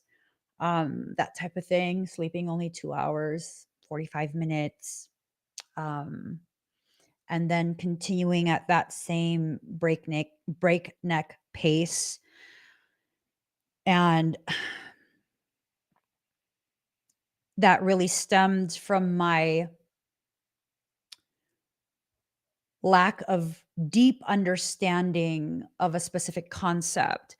The concept is, if your purpose goes beyond the average purpose, then your work must go beyond the average work, meaning your workday will not be a 9 to 5. It's not the same, meaning you don't only work 5 days a week, meaning you put in however much needs to be put in, and in return you receive how much you put in,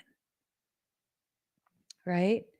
But it was this thing of consistently putting in only to place myself in a space of deficit, because whatever I got back from investing my time, energy, focus into what I was building, I was simply turning around and giving it away. So in actuality, I was not receiving anything, and I wasn't even breaking even energetically, emotionally, whatever it is, right? All those different aspects and layers and levels. And I had to learn.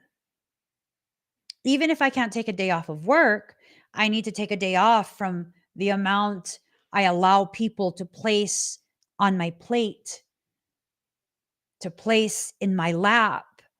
For many of you who are empaths,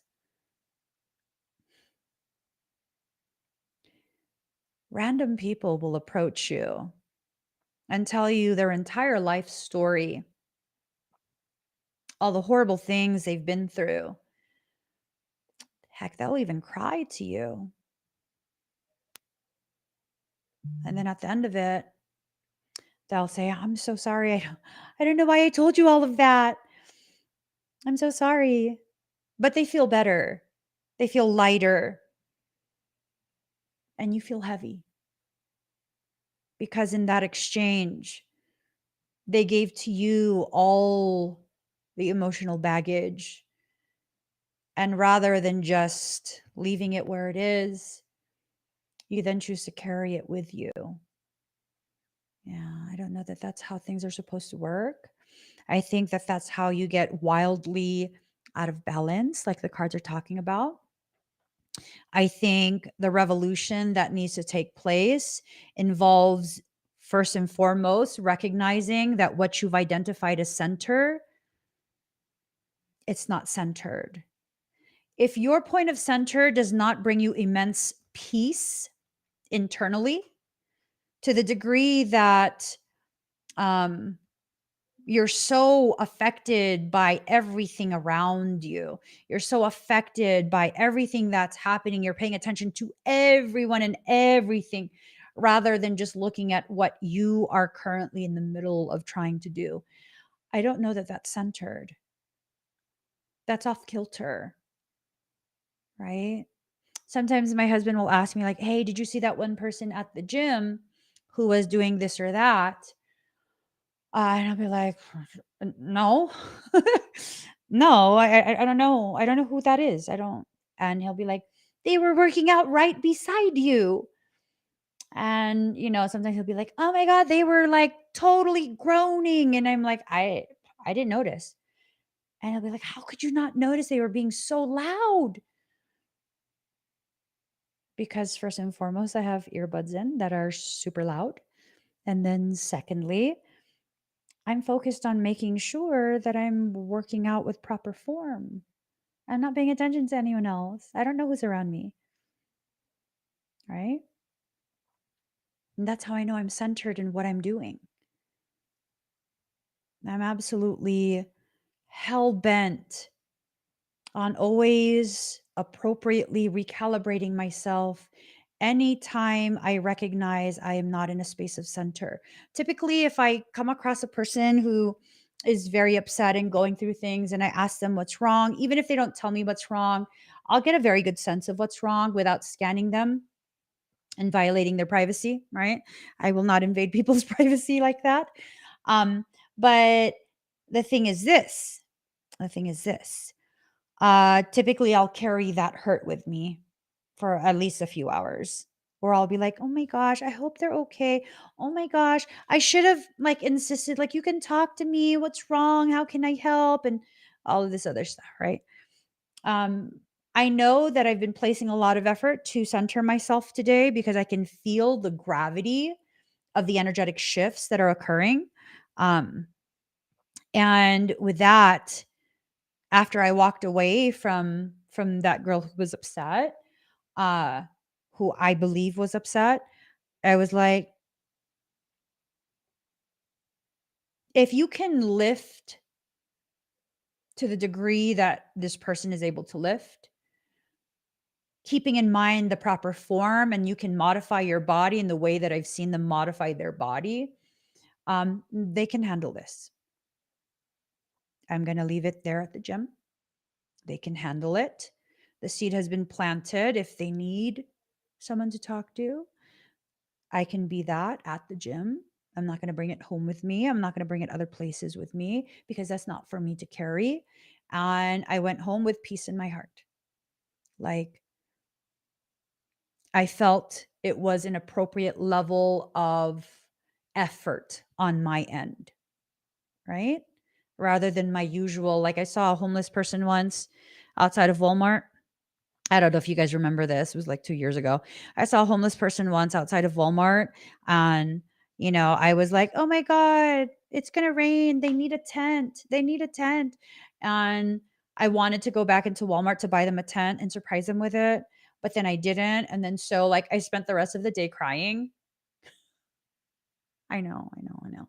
No, I literally spent the rest of the day crying like, "Oh my god. I hope they're okay." And like for maybe 2 or 3 weeks, every time we went to that Walmart, I was looking for that person specifically, right? Where I was like, "I don't care. I'm getting them a tent. I don't care. I'm getting them supplies." And then finally I saw them, and I went into Walmart and I got them a tent and quite a few other supplies, and I gave it to them. Like, it was inappropriate of me to carry that pain for like 3 weeks because making myself sick, worrying about someone who is capable of figuring out what to do, even in inclement weather, that's not healthy. It's not healthy for me, right? because I was not centered. These are some of the ways you can tell that you're not centered. Heat. The heat of your ooh, what is that about? I heard the word transgressions. Have you transgressed? Has someone done something to you? Is the heat your response to remembering the negative things another person intended for you to experience? Y'all got to be careful.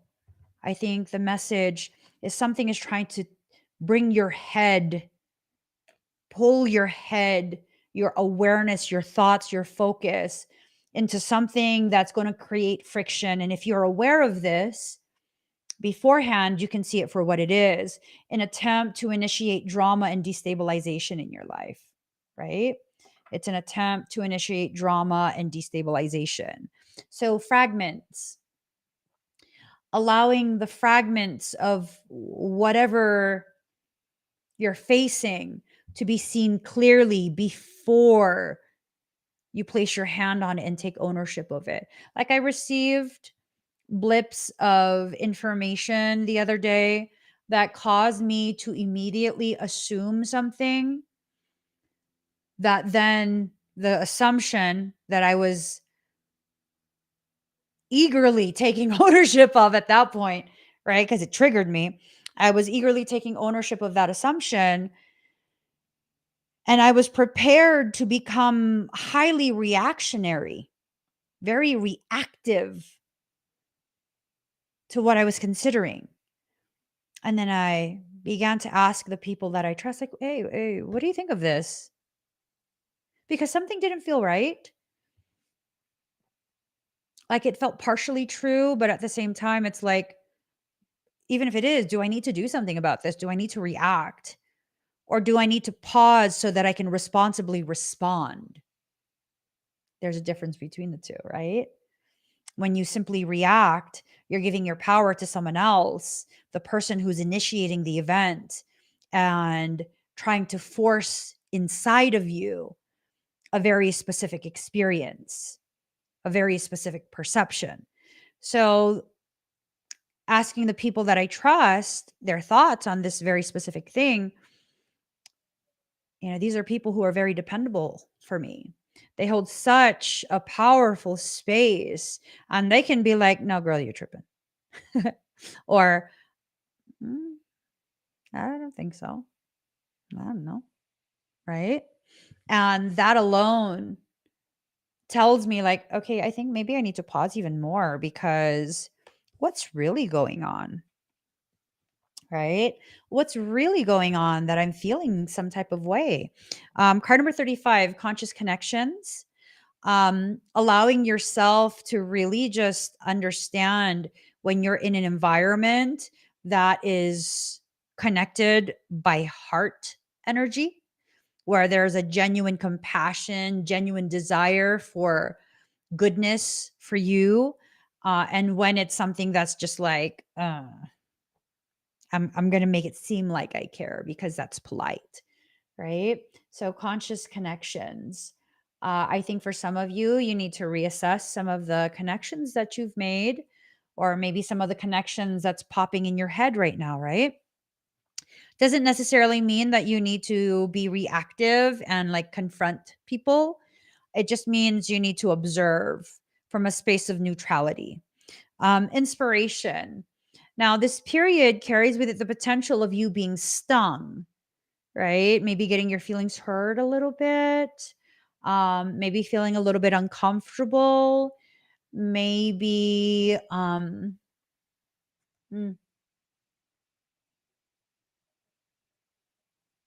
maybe also with all of that, recognizing that that space of discomfort that you might temporarily enter into, it can also lead to sweetness, to the honey, right? Um,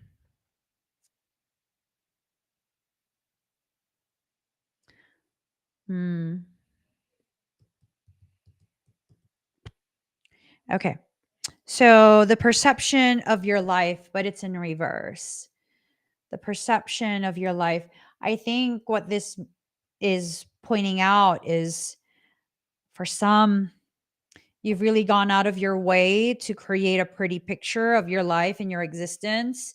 And it's not as pretty as your painting ability is making it seem. And because everyone thinks everything is okay, you're probably the strongest person everyone in your environment knows because you're so good at painting, right? Um, that's the reason no one has reached out to make sure you're okay. It's not because they don't care. It's because they see you as the most powerful person they know, the strongest person they know. And they just have this assumption that everything's always all right with you. If you need help, you need to ask for help. You need to let the people you trust, the people who have earned that trust, know that you're floundering, that you need a little support. Okay. Bring it into form in reverse. Bringing this into form is something that you're struggling with. Whatever this big thing that's about to happen is, um, you've been greatly struggling with allowing it to happen. And it's like this wavering and then a surge forward and then kind of reverting, wavering, and then another surge forward.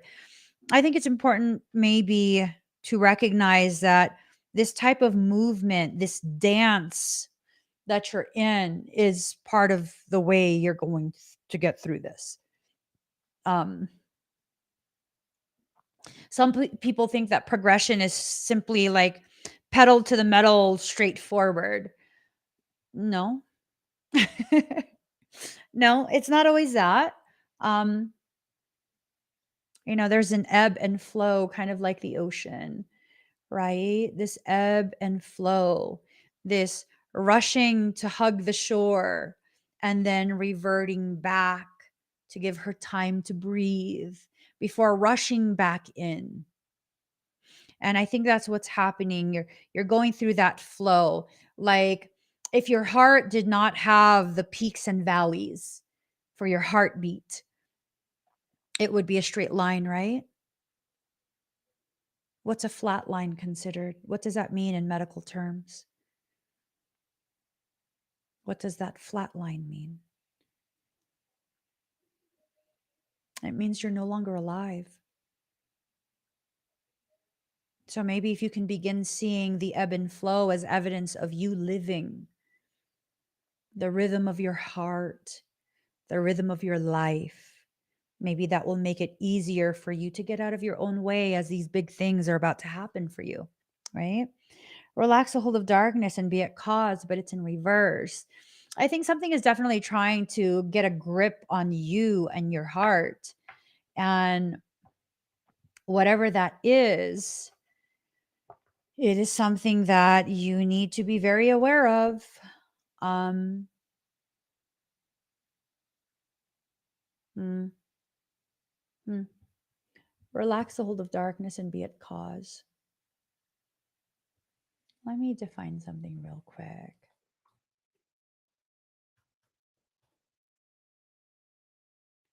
A person or thing that gives rise to an action, phenomena, or condition. So relax the hold of darkness and be at cause.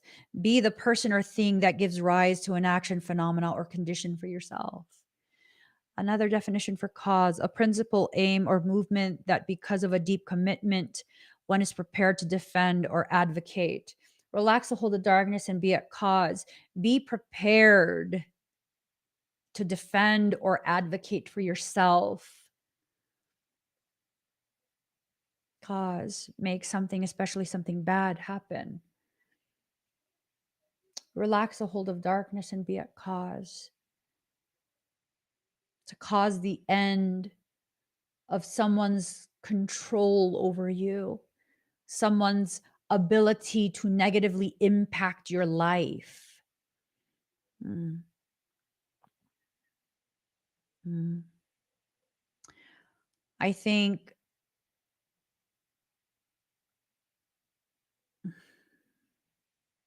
mm, According to Merriam-Webster, cause is defined as something or someone that brings about a result or condition, a good or adequate reason, a cause for celebration, or something supported or deserving. Those are all very beautiful, beautiful ways to be at cause, to allow the hold of darkness to be released and to be the cause for celebration, to allow yourself to be supported, to allow yourself to see that you are deserving, to be the very something that brings about a result or condition that is highly beneficial for you in your life, right? That's powerful. Very, very powerful. The word wants to be written. I think for some of us, the word that wants to be written is a declaration of how you will utilize this period. Maybe it would be a good thing for us, for you, um, to allow yourself to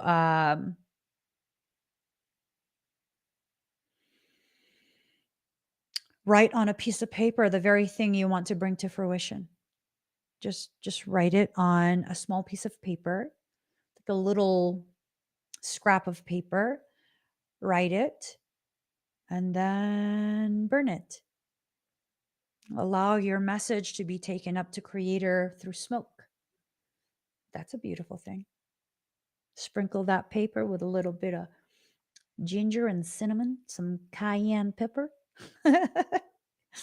Yeah, I'm saying allow that to be amplified. Allow it to be received and made whole. Allow it to come to fruition expeditiously. Right? Card number 20, softly, softly, the tender touch. Allowing yourself to be very, very tender with your feelings about the process you're currently in. I think for many of us, we feel some type of way about the process that we're in, and whatever it is we're feeling, it's valid. But just because something is valid does not mean it's accurate. Right? Mind boggled. Just because it's valid does not mean it's accurate.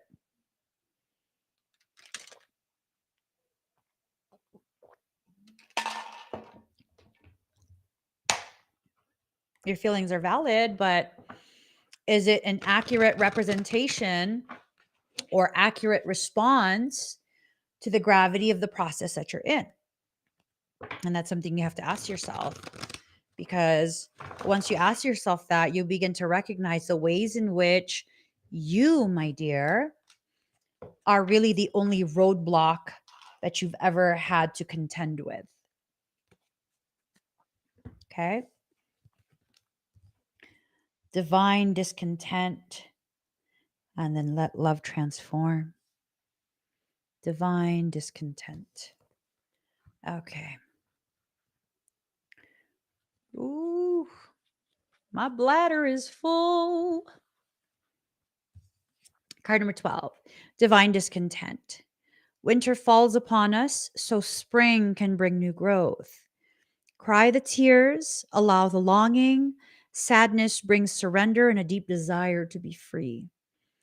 I know your heart. I know and hear it breaking and groaning in darkest night when you imagine yourself to be silently cast adrift in sleep. It speaks to me, that sacred heart of yours, whispering its longing and bemoaning its divine discontent. It knows when something is amiss. It senses that something is not quite right as yet. There is a piece of the puzzle missing. Even in its tremendous gratitude for all that is, and there is much gratitude and sweet appreciation in that precious heart of yours, there is a murmuring, a questing. It cries out to heaven, vouchsafe me a blessing. I cannot go on. I am broken and in need of your tenderness for healing. I am empty and in need of filling, not with stuff and bits, but with the most precious nectar of divine fulfillment. Nothing else will satisfy me. Please, please restore me to wholeness. I can bear this missing piece, this broken disarray no longer. I listen and I cajole that wise heart of yours. I praise it for its honesty and longing, for the longing is an irresistible perfume to the beloved, attracting the only salve that will soothe the divine discontent of your truth speaking heart, that of divine presence, absolute and unquestionable. There is a sense within you, perhaps quite obvious to your conscious mind, or perhaps only dimly registered as an unnameable underlying sense of anxiety, that something in your life is not quite right. It may be the sense, even amongst so much gratitude, of a yearning yet to be met, a longing yet to be fulfilled and satisfied. This is the pain of the awakening heart.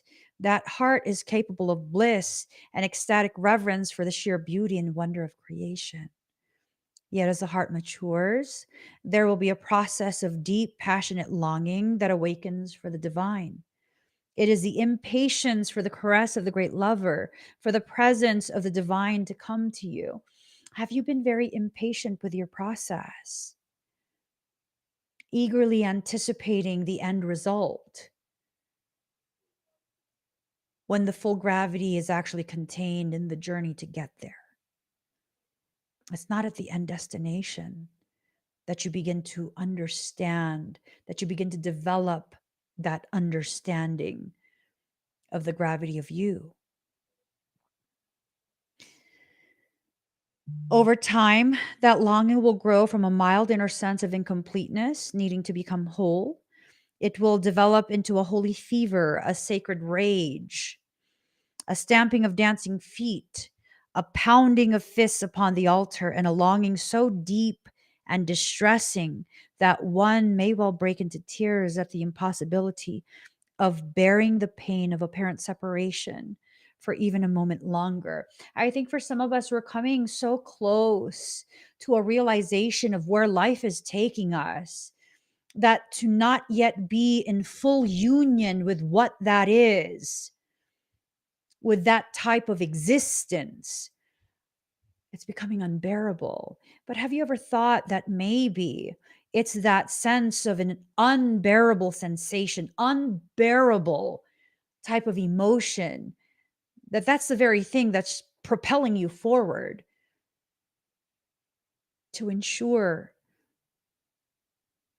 that you reunify with a part of you that is needed to live in the way that you are aware you need to be living?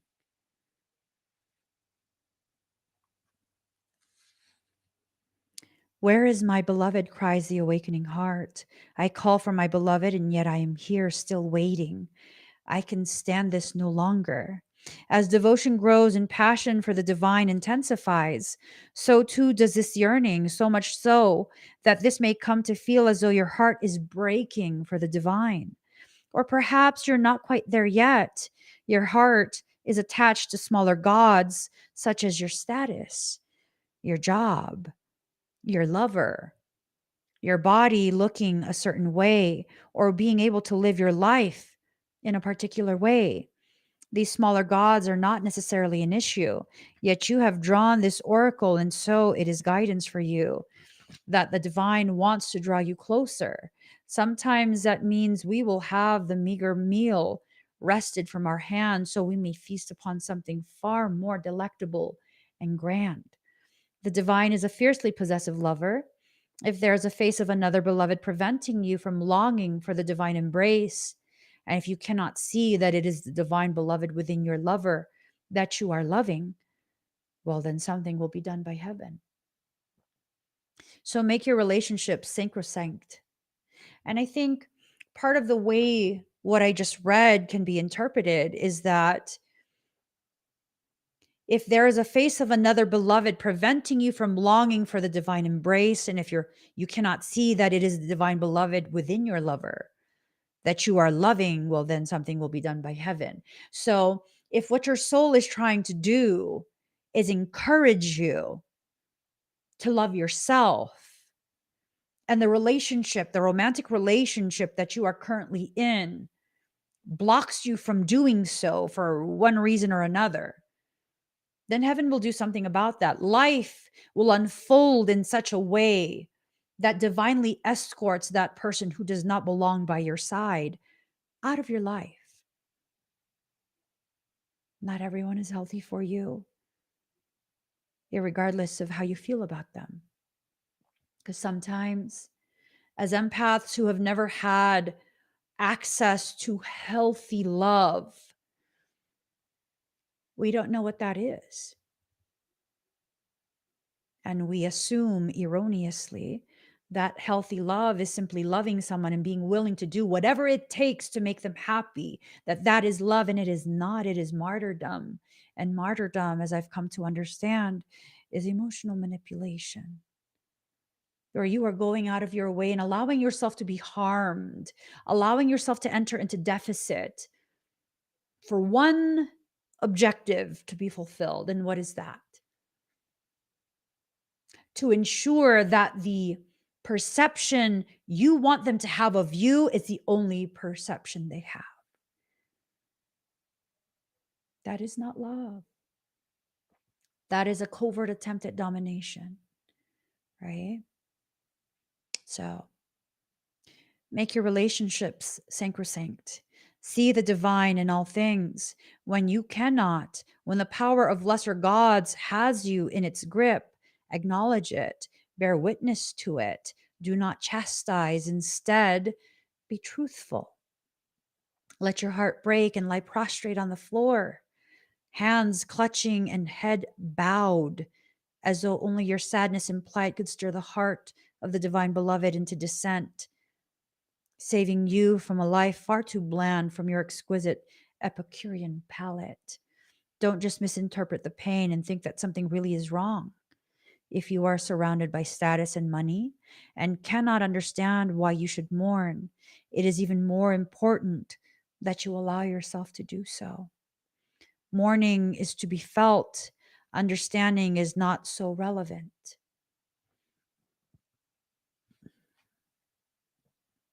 But if you must seek understanding, then know this, dear blazing angel. You are just waking from the deepest slumber, and with your awakening heart, you are realizing a truth.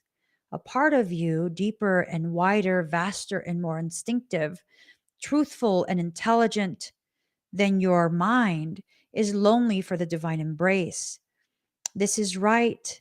This is sensible. This is sanity. It is the pain, the real noble pain of the heart that says there is something more than this inadequacy, this settling for plastic instead of precious gemstones that must end now. It cannot be fed by pixelated sunsets in animation upon my computer screen. I yearn to be blasted by so much radiance and beauty, by the real thing, that I become stupefied. I must witness so much divine splendor that all I can utter is some incoherent grunt. My mind dissembled and my heart ignited by the presence of my beloved. I want to become a fumbling, ecstatic wreck in the presence of my beloved. I want to allow this pain, this yearning, this divine discontent to guide me to my holy lover, so my life may never be the same again. So it shall be. The discontent divine growing within you is the beginning, not the destiny. Its purpose is to lead you into the greatest connection yet with divinity. Do not resist it. Oh, it says, did you pass this up? I wanted to remind you that this was on the table. Did you know this was available to you? That's the notification that just came in. Do not pass this up. Do not resist it. Witness it. Do not dismiss it, trying to cover up its smell with rose petals. Let your rank discontent be the pathway to divinity. Look beyond what is, what has been prized and treasured, and is now found to be plated and not the precious gold it once was esteemed to be. I mean, did we not talk about glitter? And that not everything that shines is made of actual gold.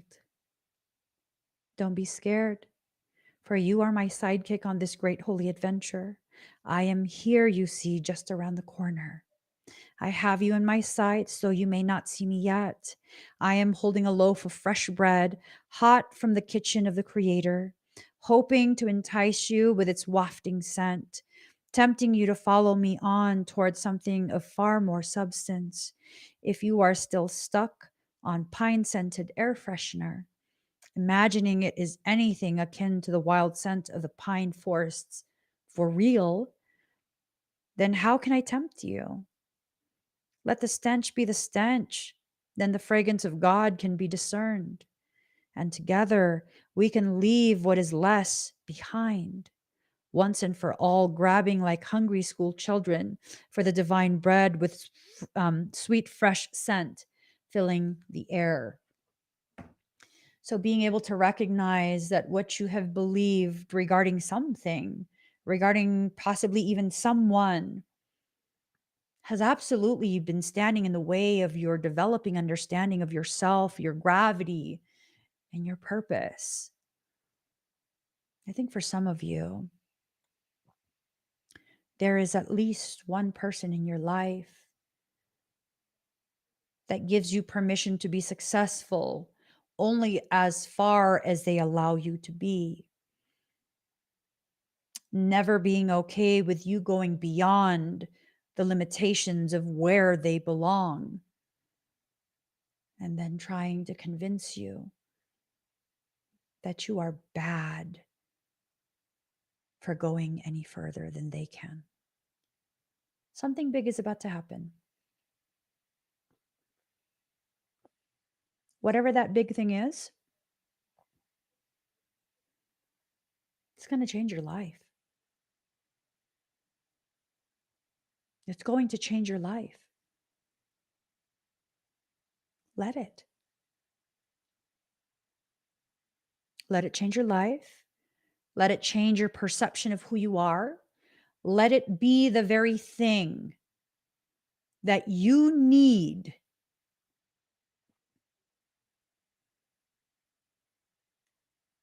to see exactly what it is you need, what you deserve, what you are working towards. So, if you're at a space in your life, in your journey currently, where you're not too sure what it is you need to do, you're not too sure what to do for yourself, what to do for your sense of security, how to protect your energy, all of these different things, right?